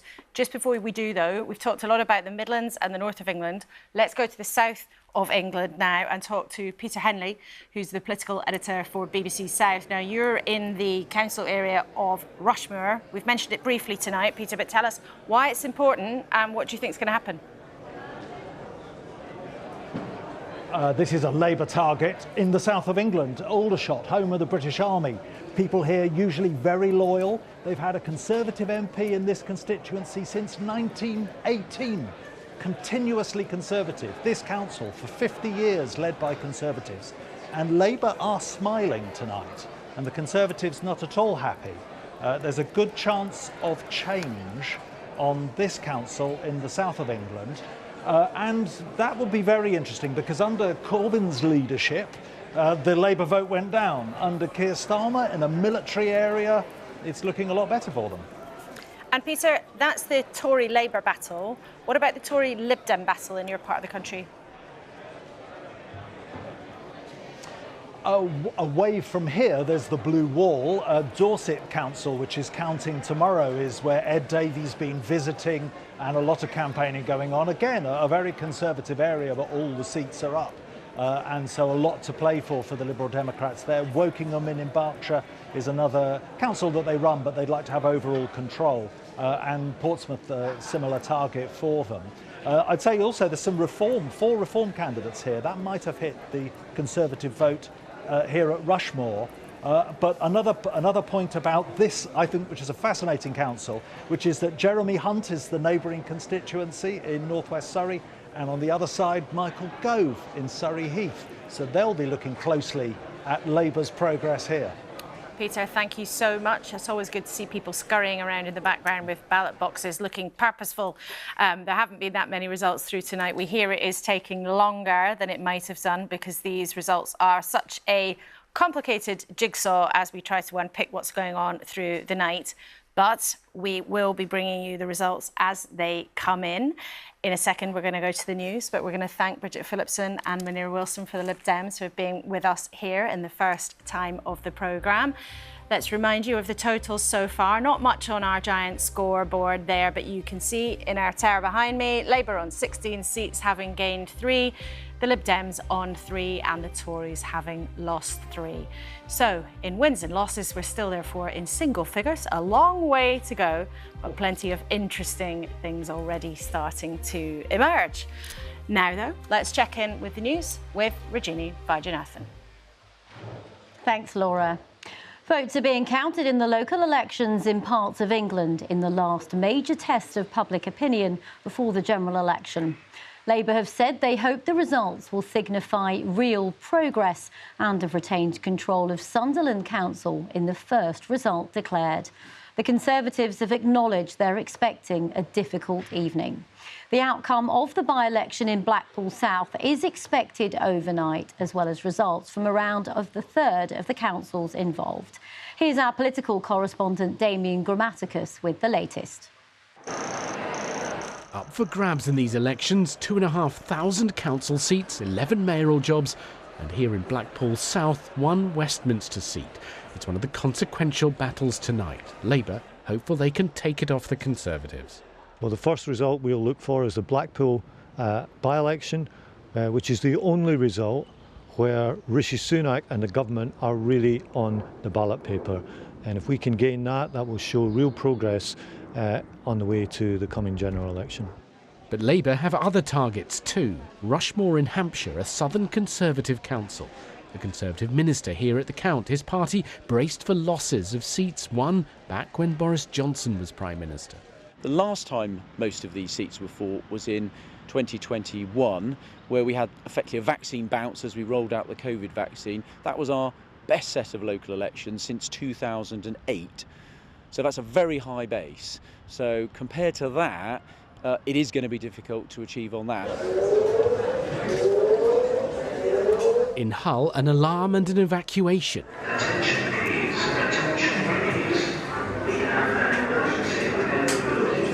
Whether Conservatives think these elections signal trouble ahead for them will depend on the scale of any losses. In Stockport, where they're counting in a car park, Liberal Democrats could make gains from Labour. But what they're most focused on are the places they face off with Conservatives. Across the country, we've heard that people are absolutely fed up of the Conservatives. And across the blue wall, lifelong Conservatives are switching to the Liberal Democrats, so we're very optimistic. People want to cast a verdict on the Conservatives' appalling record on the NHS and care, on the fact they've allowed the water companies to pump their sewage into our rivers, and the cost of living crisis. Hartlepool is one place Conservatives are looking to. Labour may gain control of the council, but the mayoral vote should be different. That isn't being counted tonight, but what will emerge in the coming hours will paint a picture of how voters are feeling right across the country. Damien Grammaticus, BBC News. In other news, John Swinney looks set to become Scotland's next First Minister after his main potential rival, Kate Forbes, said she wouldn't be standing for the leadership of the SNP and instead gave him her support. Mr Swinney's the only candidate to put himself forward, but nominations are open until next week. At a news conference, he said he wanted to unite the party. My message is crisp and simple. I'm stepping forward to bring the SNP together, to deliver economic growth and social justice, to deliver the very best future for everyone in a modern, dynamic, diverse Scotland. I want to unite the SNP and unite Scotland for independence. John Swinney there. A man's appeared in court charged with the murder of the schoolboy Daniel Anjorin in north-east London. Daniel, who was 14, was on his way to school when he was fatally stabbed in Hainault on Tuesday. Marcus Monzo, who's 36, also faces several other charges, including 2 counts of attempted murder. President Biden's broken his silence on the nationwide pro-Palestinian protests which have been taking place at universities across the United States. He was speaking after riot police moved in to dismantle a pro-Palestinian camp at the University of California in Los Angeles. At least 200 people were arrested in the raid. Mr. Biden said the rule of law must be respected. Anti-war protests have spread to about 50 campus sites. While most have been peaceful, tensions have been high at a number of universities in the past few days. The Foreign Secretaries met with President Zelensky in Kyiv to discuss the military equipment being sent to Ukraine by the UK. Lord Cameron said it would include precision-guided bombs and air defence missiles, which could be used by Ukraine against targets inside Russia. Take That have become the latest act to move shows away from the troubled Co-op Live Arena in Manchester, which has been plagued by delays to its opening.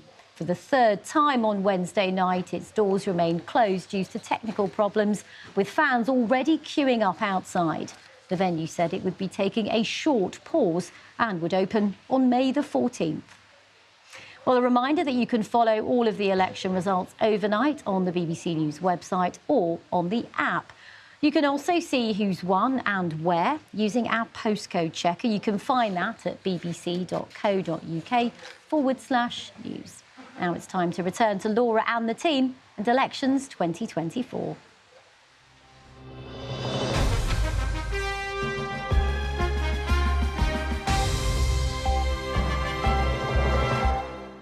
A very warm welcome back to Election Night on the BBC 2024. We've got a complicated and fascinating jigsaw of council, mayoral and all sorts of other elections going on that you've been voting on today. And the results are starting to come in tonight, but it will take a couple of days before the overall picture becomes clear. With us for the next while here in the studio, panel of top politicians. We're still joined by Chris Heaton-Harris, the Northern Ireland Secretary.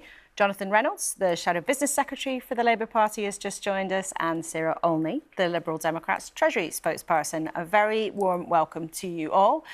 Let's show you what is going on so far. We don't have that many results at this stage, but there we go. The Conservatives have lost 4 council seats.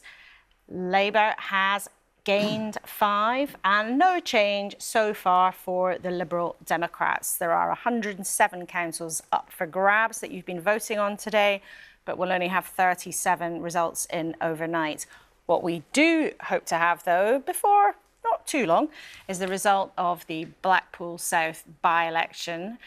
It came up for grabs, and Labour very much hopes that they will take it because the former Conservative MP quit in disgrace. One of the interesting things there, and we were just hearing from the Reform UK candidate, is how well they have done. How much of the Conservative vote have they managed to eat into? He suggested potentially they might get the Tories into 2nd place. That would be a big deal and would spook Conservative MPs. But let's see what happens, and we'll be back in Blackpool South before too long. You can see some of the counters sitting around, but we think the count has not quite got underway. Let's take you then to Exeter in the southwest. People concentrating hard on their clipboards. That's what we like to see. That is the kind of place where Labour will want to show that they are doing okay. The Greens have been eating into their majority in the last few years. You can see a Green there concentrating hard on what's happening. We'll bring you that result as we have it.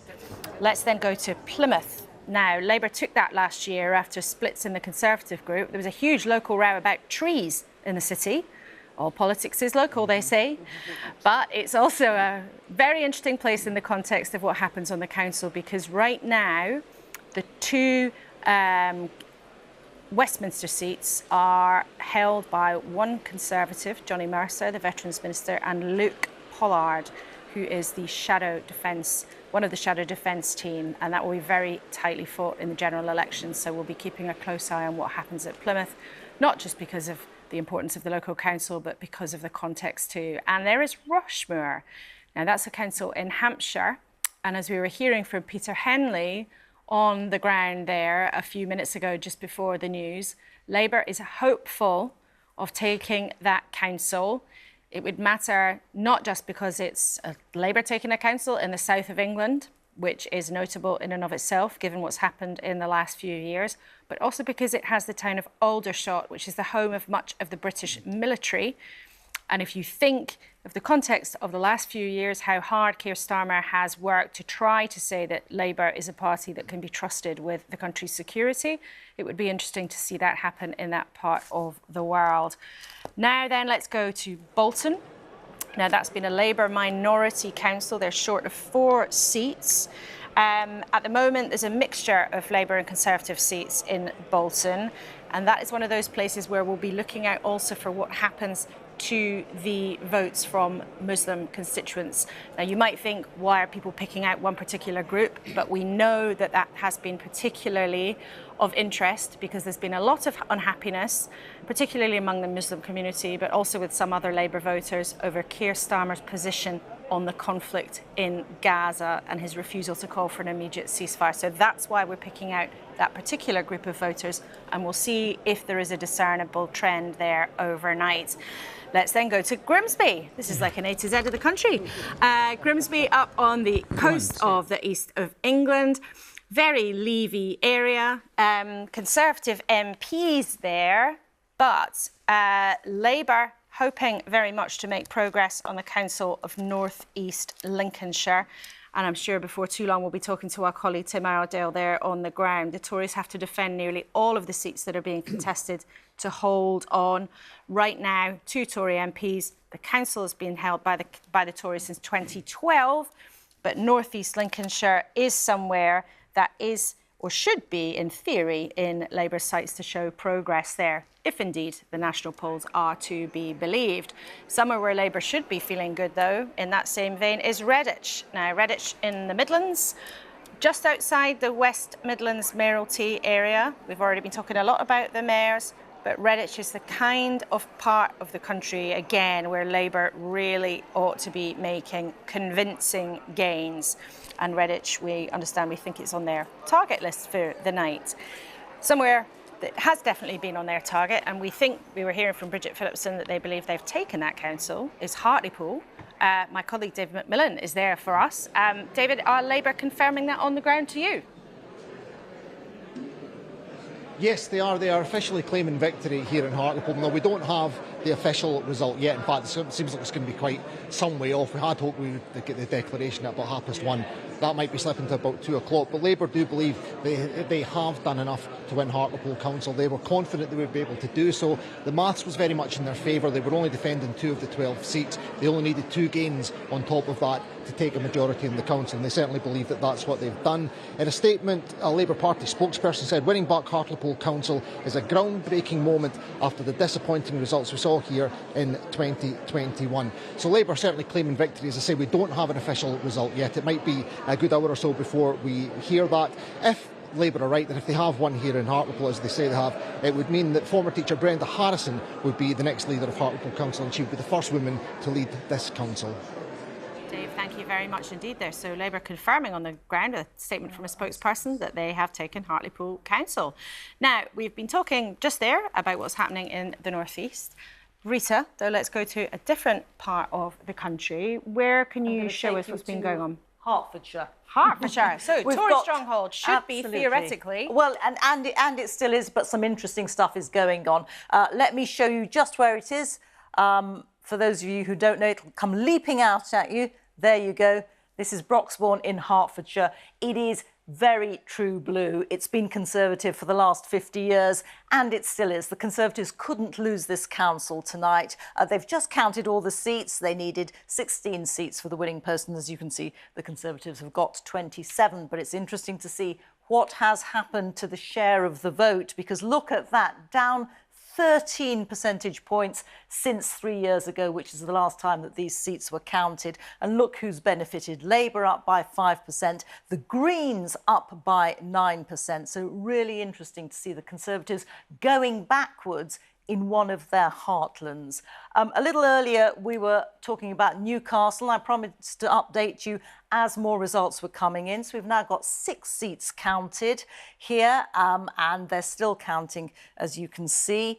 And let's just take a look at the share of the vote. Interesting, isn't it? Labour down a smidge, Conservatives down 8%, and it's the Greens and the Liberal Democrats who again are benefiting. And I can tell you that the Greens have taken a ward off Labour as well within that. So we'll keep an eye on everything that's going on. I'm being told that the Lib Dems have also taken 2 seats as well off Labour. So we'll keep coming back, and I'll keep bringing you more. Laura. Thanks, Rita. That's really interesting. And I'm just hearing where the Lib Dems and the Greens have taken place, particularly where the Greens had made progress in Newcastle, is, we understand, an area with a high Muslim population.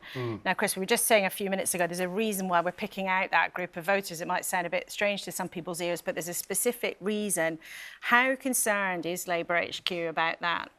They are nervous about it, and not least because tonight and the coming days might offer a greater picture than they've been afforded so far because of the scale and range of electoral contests that we will get results from.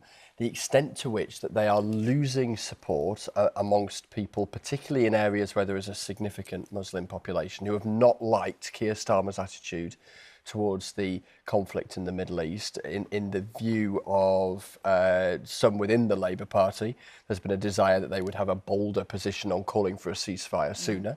Keir Starmer's argument is that that would not be right. And so Labour will be very conscious of keeping an eye on that, because in the way that we've talked already tonight about the threat the Conservatives face from Reform and the fear from their perspective that whilst Reform might not win many seats, they could take significant numbers of votes from them that allow Labour to win in particular places. The fear for Labour would be that that could have a similar impact on them. Now, on the whole, these seats tend to be in areas where Labour, certainly in parliamentary terms, performs very, very well. And therefore, the scope for them to lose votes and still hold on to seats is significant. But it'd be really interesting, just on a very live, hugely contentious topic that for some people is very, very important in determining how they might vote. Let's see as the night goes on if the likes of that result that we just saw in the Elsick ward in Newcastle plays out around the country. And it's interesting, isn't it? Because traditionally, of course, there have been some moments where it has made a very big difference, but traditionally, foreign policy is not often something that shifts significant numbers of votes in the UK. Quite. And yet, here we have something going on in the Middle East in the last 6 or 7 months that has been hugely dominating in terms of headlines, that is hugely polarising and angering for many people, where there's every prospect that that conflict is going to remain salient and newsworthy in the months in the countdown to the general election. Just a month or so back, I was in Rochdale covering the by-election there, another area in Greater Manchester with a significant Muslim population. And yes, there is that sense, isn't there, that so often it's all about the domestic when it comes to elections. My goodness, covering that by-election, it was very, very abundantly clear. And yes, an atypical part of the UK, but nonetheless an interesting one, and one where there are similarities elsewhere, that the situation in the Middle East was playing really, really big for a lot of people. Well, let's put that then to Jonathan Reynolds. Welcome to you and Sarah joining us, and Chris here in the studio. Was Keir Starmer's initial approach to the conflict in Israel actually too strident or not sympathetic enough to the concerns of some of your Muslim voters?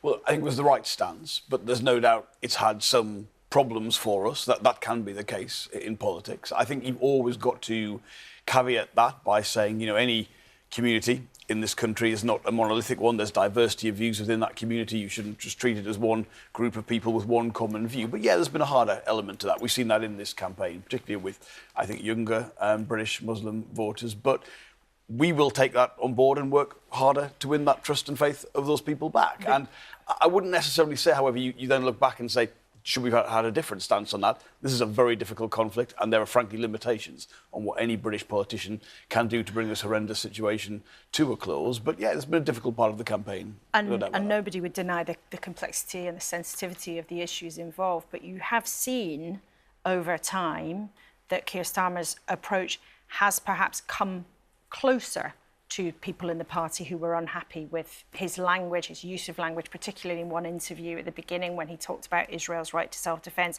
and also some of its tactics. Do you think you should do more, not just to work with, as you said, you'll work hard with voters who are disaffected by it, but actually maybe to show some acknowledgement to them that he acknowledges he really upset some people? Look, I think our position as it stands today is the right one, which is to call for an immediate ceasefire, to say humanitarian aid has to get into Gaza, that we want to see this conflict come to an end. But there are two sides to a conflict, and both have to agree to a ceasefire. And if only we could bring those two sides to a ceasefire, that is what we would want to do. We've had to clarify, you mentioned a specific interview, we did have to clarify that. But I would say again, there are not easy positions on a conflict which is so long-running, so polarised, so difficult. I understand how strongly people feel. I imagine all of us feel very strongly we would like that conflict to come. And how concerned are you about losing significant numbers of votes tonight because of what's happened? Well, I mean, we want to see across the whole of the United Kingdom not just success in the contest tonight, but progress towards Labour winning support in the areas of the country we have to win in order to form a government. So every voter in those areas, every voter in these contests is important to us. And I think when we get the aggregate results, when we've got the full picture, we will see that progress being made. But that is a test of the night for Labour. OK, and we should remind people, as you say, the full set of results will take some time. We'll just remind you of some of that chronology. We'll get a lot of council results tonight. We'll get the Blackpool South by-election tonight. We might possibly get one police and crime commissioner result tonight, but a lot of them will come in then tomorrow. The big mayoral result in Tees Valley will be tomorrow afternoon. The West Midlands mayoral result will be Saturday afternoon. And then, if you're still with me by then, the London mayoral result, I think, will actually be on Saturday night. So this is an election weekend of glorious political nerdery rather than an election night when it's all going to come in thick and fast. Sarah, do you think, if we looked at, Rita was showing us some of the result in Newcastle, do you think you've been able to profit because of some of the difficulties we've just been talking about with Jonathan? I don't really want to sort of think about it in those terms, because obviously what's going on in the Middle East right now is horrific, and lots of people in this country feel incredibly strongly about it. Even just earlier today, I was trying to get the vote out in my own seat in Richmond Park, and there was a lady there who told me that this was the most important issue to her, and that would be how she was casting her vote. So, it is something that has moved so many people, and it's not really surprising when you see some of the horrific pictures on our screens. And the Liberal Democrats, we very early on, we were calling for an immediate bilateral ceasefire. We wanted to see aid getting in, we wanted to get hostages out, but critically, that being the first step on the road towards a lasting peace, and that's always been our position, and it's something I think lots of people have welcomed. They've welcomed our leadership on this. Our Foreign Affairs spokesperson, Layla Moran, in particular, has been very, very prominent on this issue because, of course, she has Palestinian heritage, Gaza, yes, and she has family in Gaza. So I think, a lot of people have welcomed the Liberal Democrats' stance on this, but it's such a serious issue. Everything Jonathan was just saying there about it's a very, very complex conflict. I don't really want to start talking about a few council seat gains in Newcastle in that context. Sure. Although obviously very pleased to see them. Very sensitive and very complicated. Yes. But also voters do want to hear what their politicians believe and what their politicians think the solutions are, and then sometimes they have very strong reactions to them. But for Liberal Democrats, Sarah, around the country, aside from that issue, what's been coming up on the doorsteps? By and large, it's actually the more bread and butter things. It's about not being able to get an appointment with your GP. It's about not being able to see a dentist. Lots of people extremely concerned about the quality of their local environment, particularly, as you know, sewage in rivers is something that really, really upsets a lot of people. So those are the sorts of things. It is about their local environment and their local services. But time and time again, I'm hearing from Conservative voters in my seat in particular, but elsewhere, that they are sick to death of the Conservatives, that the Conservatives are not listening to their concerns, that the Conservatives, are just taking them for fools in many ways. And I think that we will see significant fall in Conservative vote share. OK, well, let's talk on exactly that, because we can show you from our numbers so far what's been going on with the vote share that we're able to calculate by collecting statistics in different pockets of the country. So this is the change since 2021, the last time these seats were up. And you can see there the Tories down by 15%, Labour up by 4%, which is, distinct but not convincing. And they had a bad year in 2021, the Labour Party, and the Tories had a very good year. You can see the smaller parties there, the Lib Dems up by 1%, the Greens up by 5%, the Reform Party, which back then was the Brexit Party, up by 8%. And the independents there, you often get lots of hardworking individuals standing in the councils off their own back. However, let's look then at the change since last year. Now, this is really interesting. This has been a terrible year for the Conservatives in all sorts of ways. Theoretically, a good year for the Labour Party in all sorts of ways, with very significant national poll leads. But look there, vote share down by 0.4% since last year. The Conservatives down by 3%, and the Lib Dems down by 2% too, and the Greens benefiting by 2%, and the Reform Party, REF there in the turquoise, gaining by 4%. Now, it is 1:26 in the morning. This is our first stab at what the change in the share of the vote is going to look like. So it is early days, as I say, but these are calculations that are put together very carefully. And as things stand, it looks like since last year, 2023, maybe there hasn't been very much change at all. And that is what our early analysis is suggesting, that where there's no Reform candidate standing, there doesn't seem to have been that much movement between the Conservatives and the Labour Party since last year. So it may well be that the two main parties are kind of as you were by the end of this election weekend. Let's see. One of the issues for voters, of course, as we've been hearing from our politicians, and as you all know, of course, is what's going on in people's wallets. The economy, which has struggled so much, everybody's been feeling hard up because of the cost of inflation. We know inflation has been slowing down, which the government is very happy to remind us of, as it was one of Rishi Sunak's key targets. But what is stacking up for the weeks and months ahead? Faisal Islam is joining us from the newsroom. Faisal, and you couldn't help yourself, stay up with us during election night. It's great to have you with us. Let's look ahead first about what might be coming down the tracks. Yeah, morning, Laura. I think it is morning, isn't it? Or very late evening. I think when, whatever the numbers you guys are crunching in terms of the political impact, both for the public in terms of general election, but also in terms of the argument Downing Street might have to make with their own MPs if these results disappoint. Obviously, the economic context looms large, particularly in the next few days, actually. You've heard a lot from both the Prime Minister and the Chancellor about an economic turnaround, and some of those numbers, well, haven't quite been there yet. We do get a crucial set of numbers really in the next few days. We have on next Friday, it is highly likely that the brief recession at the end of next year will be called as officially over, that the economy will be shown to have grown over the first quarter of this year. That's the official end to what was a brief, mild technical recession. The day before that, on the Thursday, we'll get from the Bank of England perhaps a sort of pathway or a glide path for interest rate cuts at some point over the course of the year.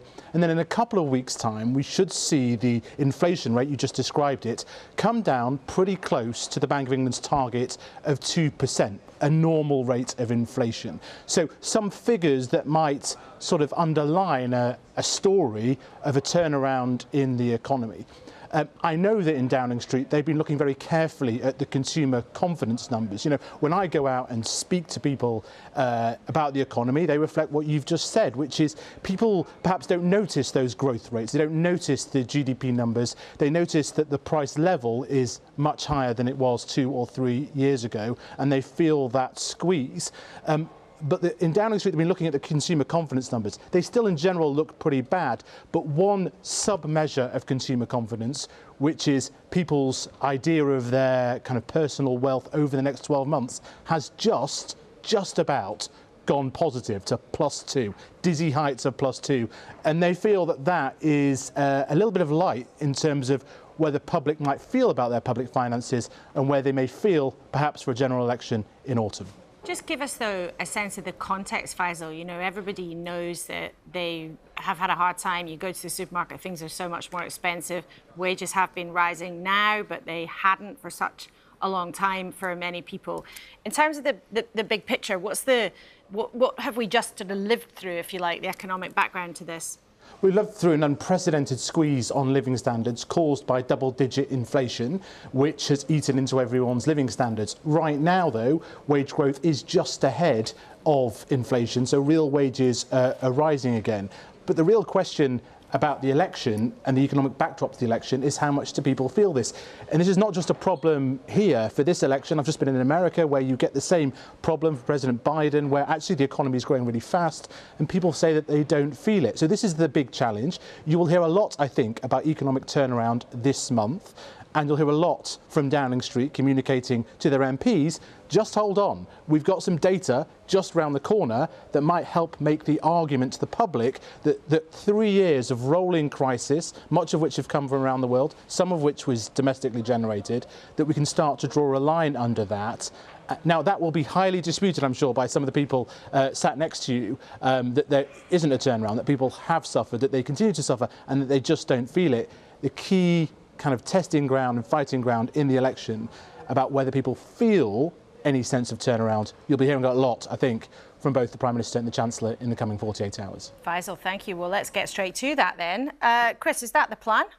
Well, I think it's part of the plan. And yes, we are definitely, as I mentioned earlier, you know, the Prime Minister had 5 key tests that he wants to be tested against, and the inflation figures and the economy figured in 3 of them. And so very important to deliver on that, because you've got to demonstrate delivery to gain trust, to gain people's votes. I just wanted to pick up on something, Chris, and you said earlier, Laura, about local elections rarely being about foreign affairs, because that's just not the case, is it? Because in local elections in the last decade, it's been a reflection of how well UKIP are going to do in lots of seats up and down the country. And in Newcastle and Sunderland and in my seat, you know, where could UKIP do really well in those things? So I think there's each of those results we've had so far demonstrates something slightly different. And actually, if you were to, I mean, I've just been getting some messages in from good Conservative activists in Newcastle who are not having the best of nights, but neither is Labour. Because, I mean, I think one of the lessons we're going to learn from tonight is you should never write off the Green Party in these situations. I think they're going to have a very strong showing. So there's a lot of things for major parties to learn from these elections, and if we don't learn, then we will be punished by the electorate. And what do you mean by that? Well, so we have to continue on the trajectory of delivering, so people can believe that we will do what we will say, and that that they'll be better off in the long run. But we also have to make sure that we have delivered on the 5 pledges that the Prime Minister set out. And as we talked about earlier, stopping the boats and getting those numbers down is really important in that space. And so immigration policy is going to be a key factor in that. And trying to have a grown-up debate about immigration without going into extremes is a very important on us all to make sure we can have that debate, represent people's views appropriately, but not allow the extremes to take over. Do you think that's been happening? No, not yet. But I think it's very important that the major political parties reflect on language in this space. Who are you thinking of?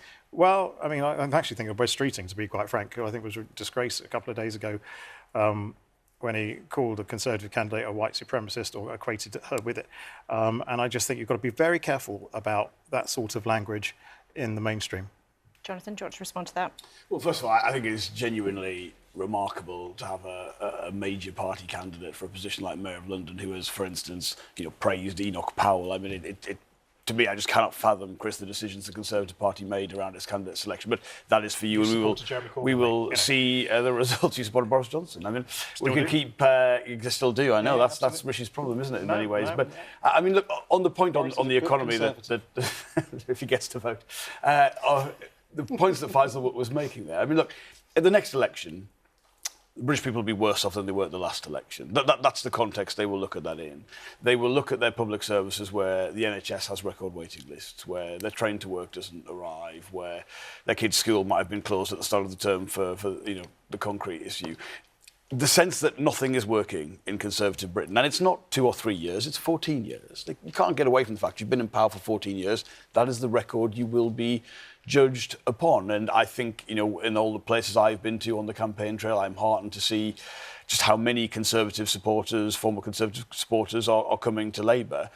But to be honest, the scale of the dissatisfaction of Conservative voters, because some will go to Reform, some will go to Green, as you've said, that is a very significant driver of how these contests are going to go. And again, you're right to say, I think, that smaller parties tend to do better in local elections. That's a feature. Of course, that's why you can't really compare, the vote share today to what you would have seen pre-1997 or when you do those comparisons. But we can compare it to last year and to 2021. And so far tonight, if you're saying the scale of dissatisfaction with the Conservatives is so enormous, you can feel it everywhere you go, but the scale of the change in share since last year, so far, is tiny. That's not a great endorsement for you. Last year has got to be the flaw for the Conservative Party, surely. I mean, last year, their own expectation management was to pretend they thought they could lose as many as 1,000 seats. I'm talking about the change in your share. I know, but the Conservative Party, we're not in midterms anymore. This is election year. Surely we expect to see the Conservative Party doing better than last year. Well, I think some people might think you expect to see the Labour Party doing better this year. What we have seen on the vote shares, if they are the same, is Labour winning seats from the Conservative Party that we've never held before. Sounds like a massive peddling back on expectation management from Labour from where we were 2 weeks ago, 3 weeks ago, which just demonstrates actually how much things can change in the course of an election.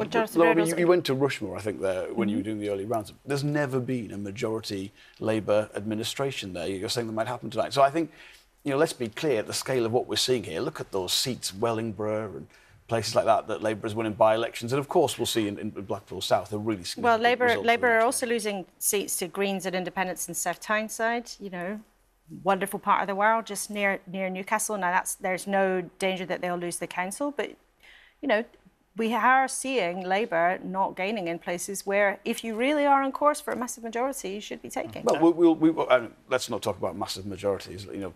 Where Labour has to come from even to be competitive in the next general election is a most extraordinary measure. The fact we're talking about Labour doing that is testament to what Labour has done in the last few years, and we're very proud of that. But wherever we have seen a Labour and Conservative head-to-head, which will be the choice at the general election, I think we could be heartened by that. And yes, there will be some contests tonight.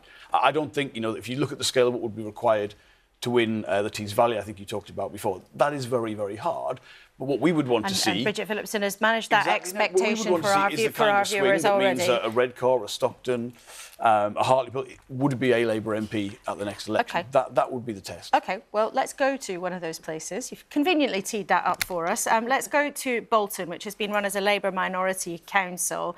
There are boundary changes there this year in terms of the council, but Bolton North East and Bolton West are Conservative held at the moment in terms of the Westminster constituency, and they should both be Labour targets when we get to the general election. So, Kevin Fitzpatrick has been looking very closely for us at what's been going on there so far tonight. Kevin, what can you tell us? Well, Labour need to gain 3 councillors tonight to take full control of this authority. They've been running it as a minority administration for the past year. In the few years before that, it was a minority administration led by the Conservatives with support from some of the hyper-local parties around here. And Labour had such a good year last year when the councillors were all out that they're defending 11 seats out of the 20 tonight, and they say that's been their focus, to defend and to retain those seats. They are potentially hoping to make some gains, though, though, and if they do, those would likely come from the Conservatives. And if they do pick up those seats from the Conservatives, then the Tories here are saying that would be a severe blow and a real indication of a poor night in terms of prospects wider, because they are Conservative strongholds. But it is being talked about tonight, like these two of the council seats where Labour have never held them, that they could potentially take them. Beyond that, the Workers' Party of Britain have a couple of candidates here. George Galloway clearly talking the talk in Rochdale and in the boroughs around here. There's no real expectation that they're going to have a big impact, but in the last decade or so, hyper-local parties, mainly on the edge of this borough, have had an increasing impact. They've been the kingmakers in the last few years with the Conservatives, and they're certainly going to play their part as well, tapping into that sense of frustration that we found in this area, that there's a feeling that the people on the outside of the borough feel that all the money and the focus tends to be on the town centre and around there. So no dramatic changes expected tonight. Labour could take full control, and if they do, that would be considered a really successful night for them. And just to go back to then the threat from the Workers' Party of Great Britain and George Galloway's supporters, how much do you feel, Kevin, observing these things, how much change do you think that has made to the picture, the overall picture where you are?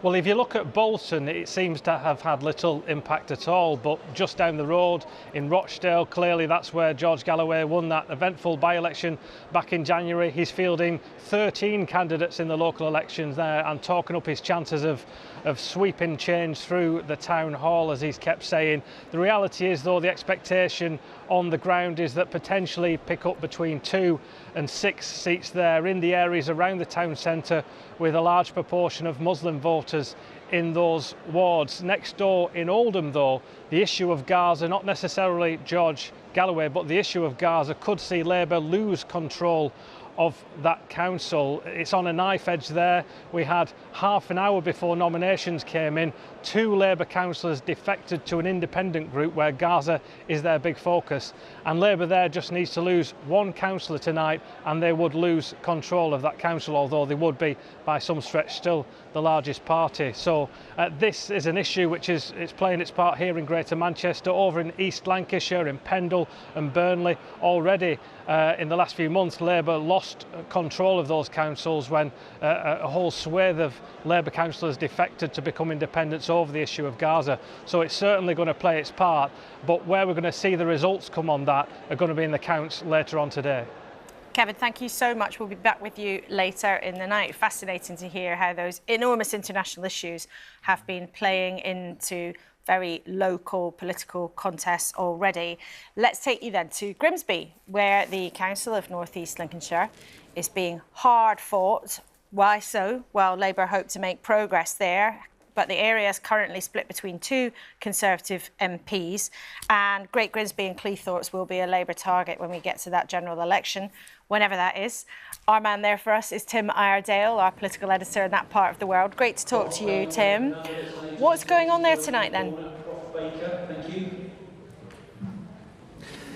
Laura, I can tell you there are some furrowed Conservative brows here in Grimsby tonight. I think it is fair to say that in the past few minutes, the Tories have suffered 2 losses to Labour. Now, going into these elections, the Conservatives had a sizable majority in control of North East Lincolnshire Council, but the Tories are defending 11 out of the 12 seats up for grabs tonight, and they're not looking confident at retaining many of those seats. So we fully expect that more seats will go from the Tories to Labour, and the Conservatives could lose control of the council. It is still likely they will be the largest party here, but North East Lincolnshire could go hung. And the context of all this is that Grimsby, where I am right now, is the classic Red Wall constituency. It was won by the Tories back in 2019 after decades of Labour control, 1945.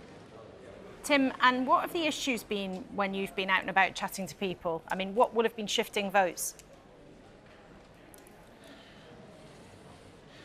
Lots of issues, but I've just spoken to the sitting Conservative MP for Great Grimsby, Leah Nietzsche, And she says it's all about levelling up. Voters are frustrated that they're not seeing the economic changes that they voted for back in 2019. Now, she argues that there has been some investment here in Grimsby and neighbouring Cleethorpes, but nowhere near enough, perhaps, to persuade people to stay loyal to the Conservatives in these local elections. So levelling up has played out big here. There are lots of empty shops here in Grimsby, and the local MP, the local Tory MP, admits that the pace of those changes just haven't happened quick enough. Tim, thank you very much indeed. Really interesting to hear that. We'll be back with you later in the night, but thank you for that so far.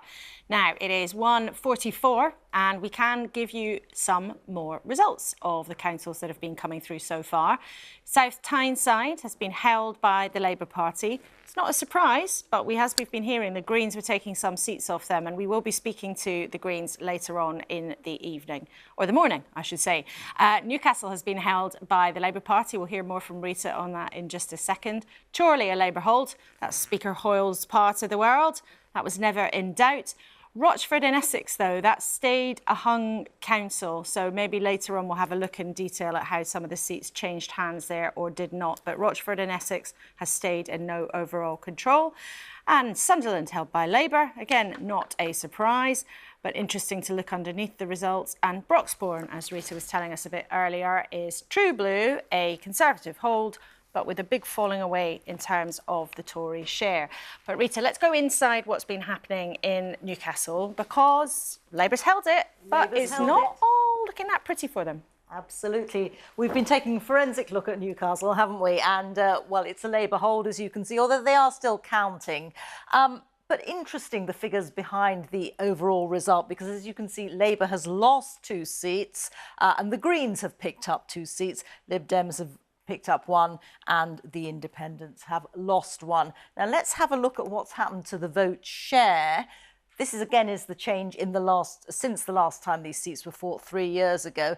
Labour's vote up a little bit, but it's the Greens who are the main beneficiaries here. The Conservatives down by 8 percentage points, but the Greens have had a good night in Newcastle. And I can tell you, although the night is young, or it's early in the morning, we've still got a lot of results to go. But the Greens at the moment, based on results here and elsewhere, are on course for having their best local election night so far. Their previous record was in 2019. At the moment, based on the results, it looks as if they could be going even better than that. So that'll be good news for them. And I know you're talking to them fairly soon, Laura. We will be, yeah. Interesting there, Rita, because they had a good year last year too, so they'll be delighted if they can consolidate that and make further gains on that tonight. Chris, just in terms of seeing what's happening in the undergrowth, if you like, with the smaller parties taking ground at the expense of Labour in some places, does that surprise you? It's interesting, isn't it? And just picking up on the point about the Greens. The Greens have been doing consistently well in local elections for the last 4 or 5 years. And it looks like, we are still in the very thinnest of thin pickings, aren't we, in terms of overall results. But certainly, don't do us down. No, exactly. They seem to be doing well again.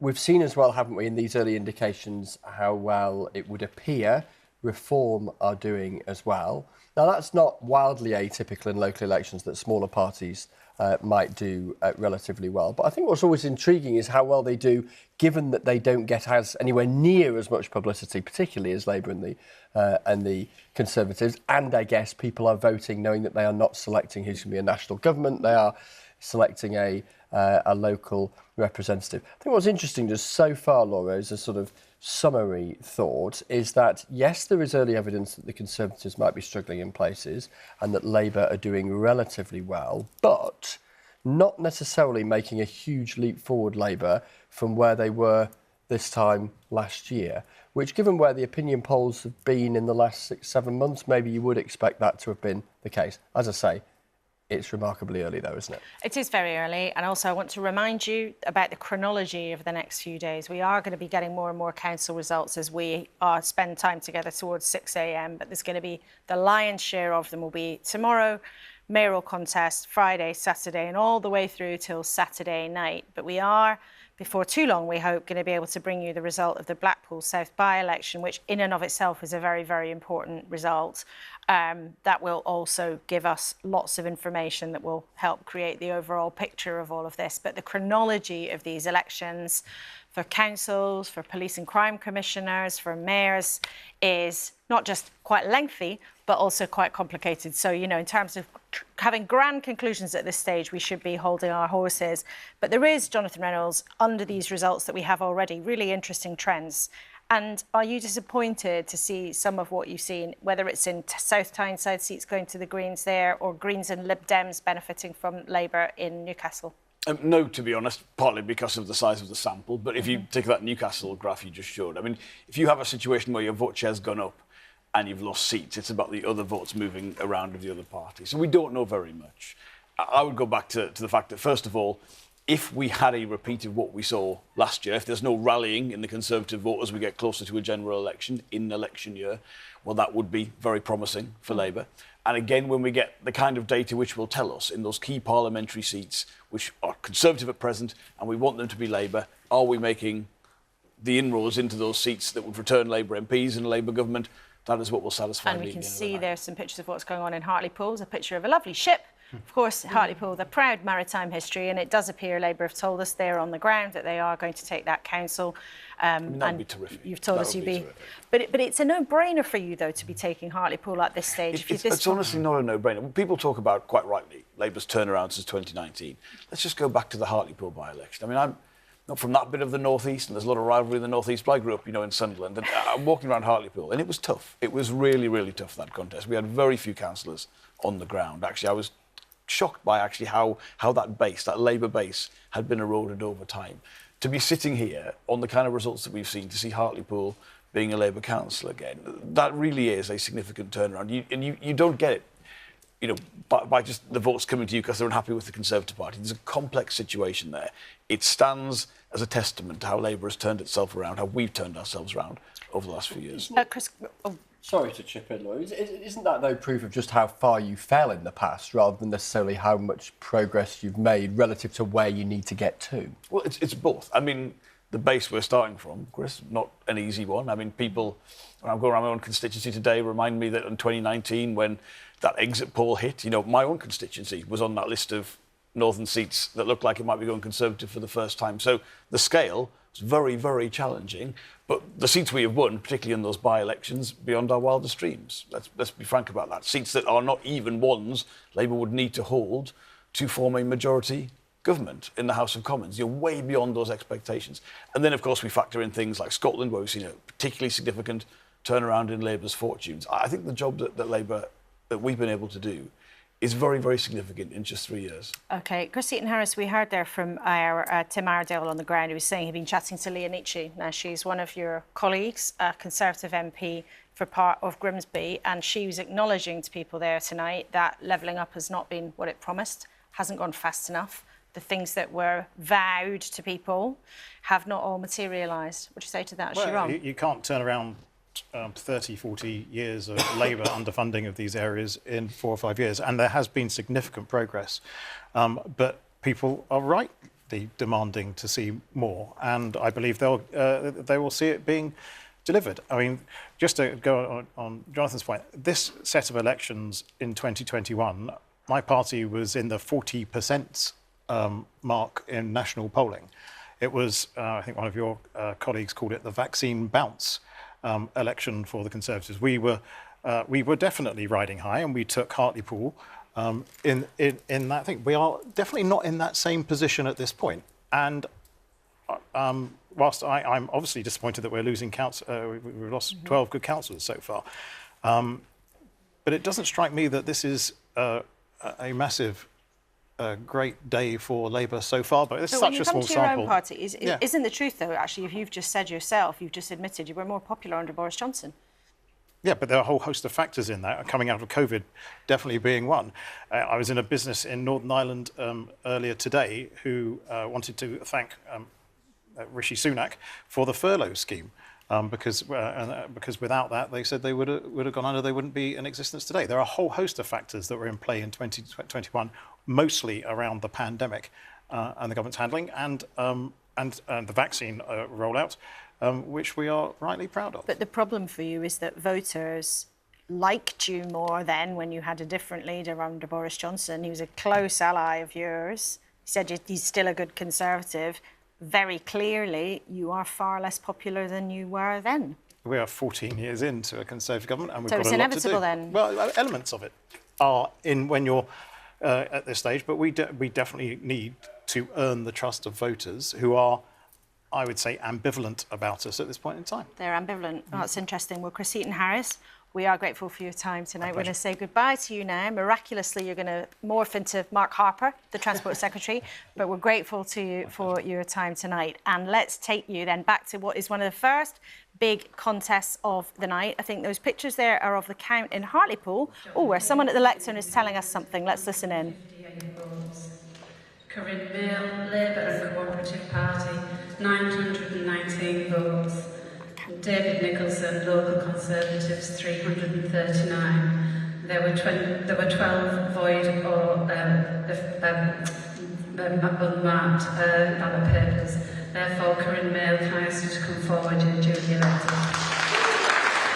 That's the result of one ward there in Hartlepool Council. Labour has told us on the ground there they think they're going to take Hartlepool. Jonathan Reynolds has been telling us here that is something that they are going to be absolutely delighted about. That overall result from Hartlepool, though, is not yet then confirmed. So I think what we were just hearing there was the result of one ward that was being announced as the night goes on. But as soon as we have an official result in Hartlepool, we will let you know. But it's good to hear returning officers giving us updates, even if it was rather hard to hear. However, let's hear and listen with careful attention to our colleague Helen Catt. Now, Helen, you are at one of the big stories of the night. We don't know which way it's going to go in Blackpool South in the by-election, although you were already telling us a couple of hours ago Labour seems pretty sure of taking it, but the contest is between the Tories for second place. But can you give us an update, at least on when we might get the result?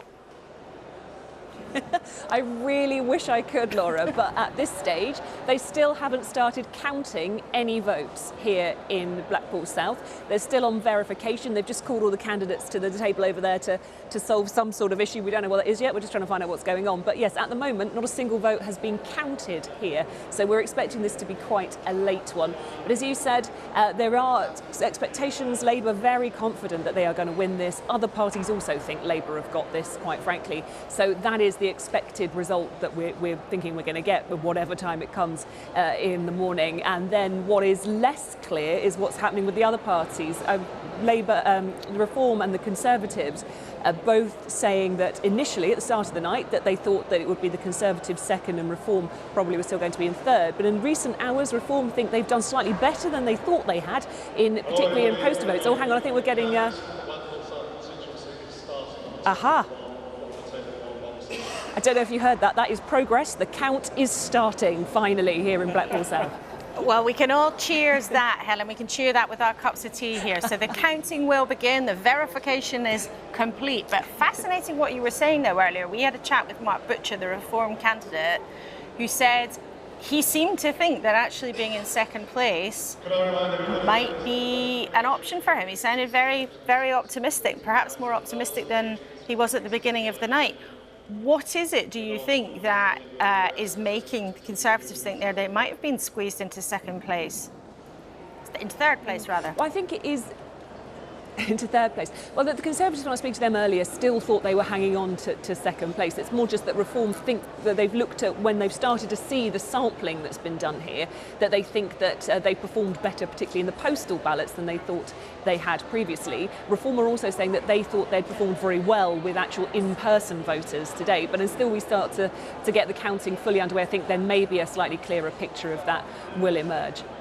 OK, Helen, thank you very much indeed, and wave at us if there seems to be more progress. So we're glad, at the very least, that the hard-working counters in Blackpool can now actually get on with the important next bit of the task. Helen will talk to you a bit later on in the programme. Let's just quickly have a chat then with Mo Hussein, who used to work as a Conservative Special Advisor. Thank you for your patience and hanging on to speak to us tonight. Hi, it sounds there, from what Helen was telling us, that the Conservatives may well end up in third place. in the Blackpool South by-election. We're not confirming that, but that seems to be the way that it is going, according to our intelligence on the ground. If that happened, what would be the reaction of the Conservative Party that you know and understand so well? Well, it would be hugely concerning. MPs are already jittery, and they have been for a while, and there's a real prospect of a pincer movement. So Labour from the left and then Reform from the right. And if Reform end up polling well and get an increased vote share, then the pressure will be on again. And I think that leads to, on the Prime Minister that is, that leads to quite an existential question for the party in terms of, do they move more towards the right? And you've seen in the last week or so this choreography of announcements from Number 10, the red meat around welfare reform, around Rwanda passing in the Commons, and around defence spending. Or do they try and appeal more to the mainstream and capture some of the voters that they may lose from 2019? So I think it does cause a lot more problems for Number 10. And in terms of what they could do to try to rectify that, what would you be saying if you were still working for them in government?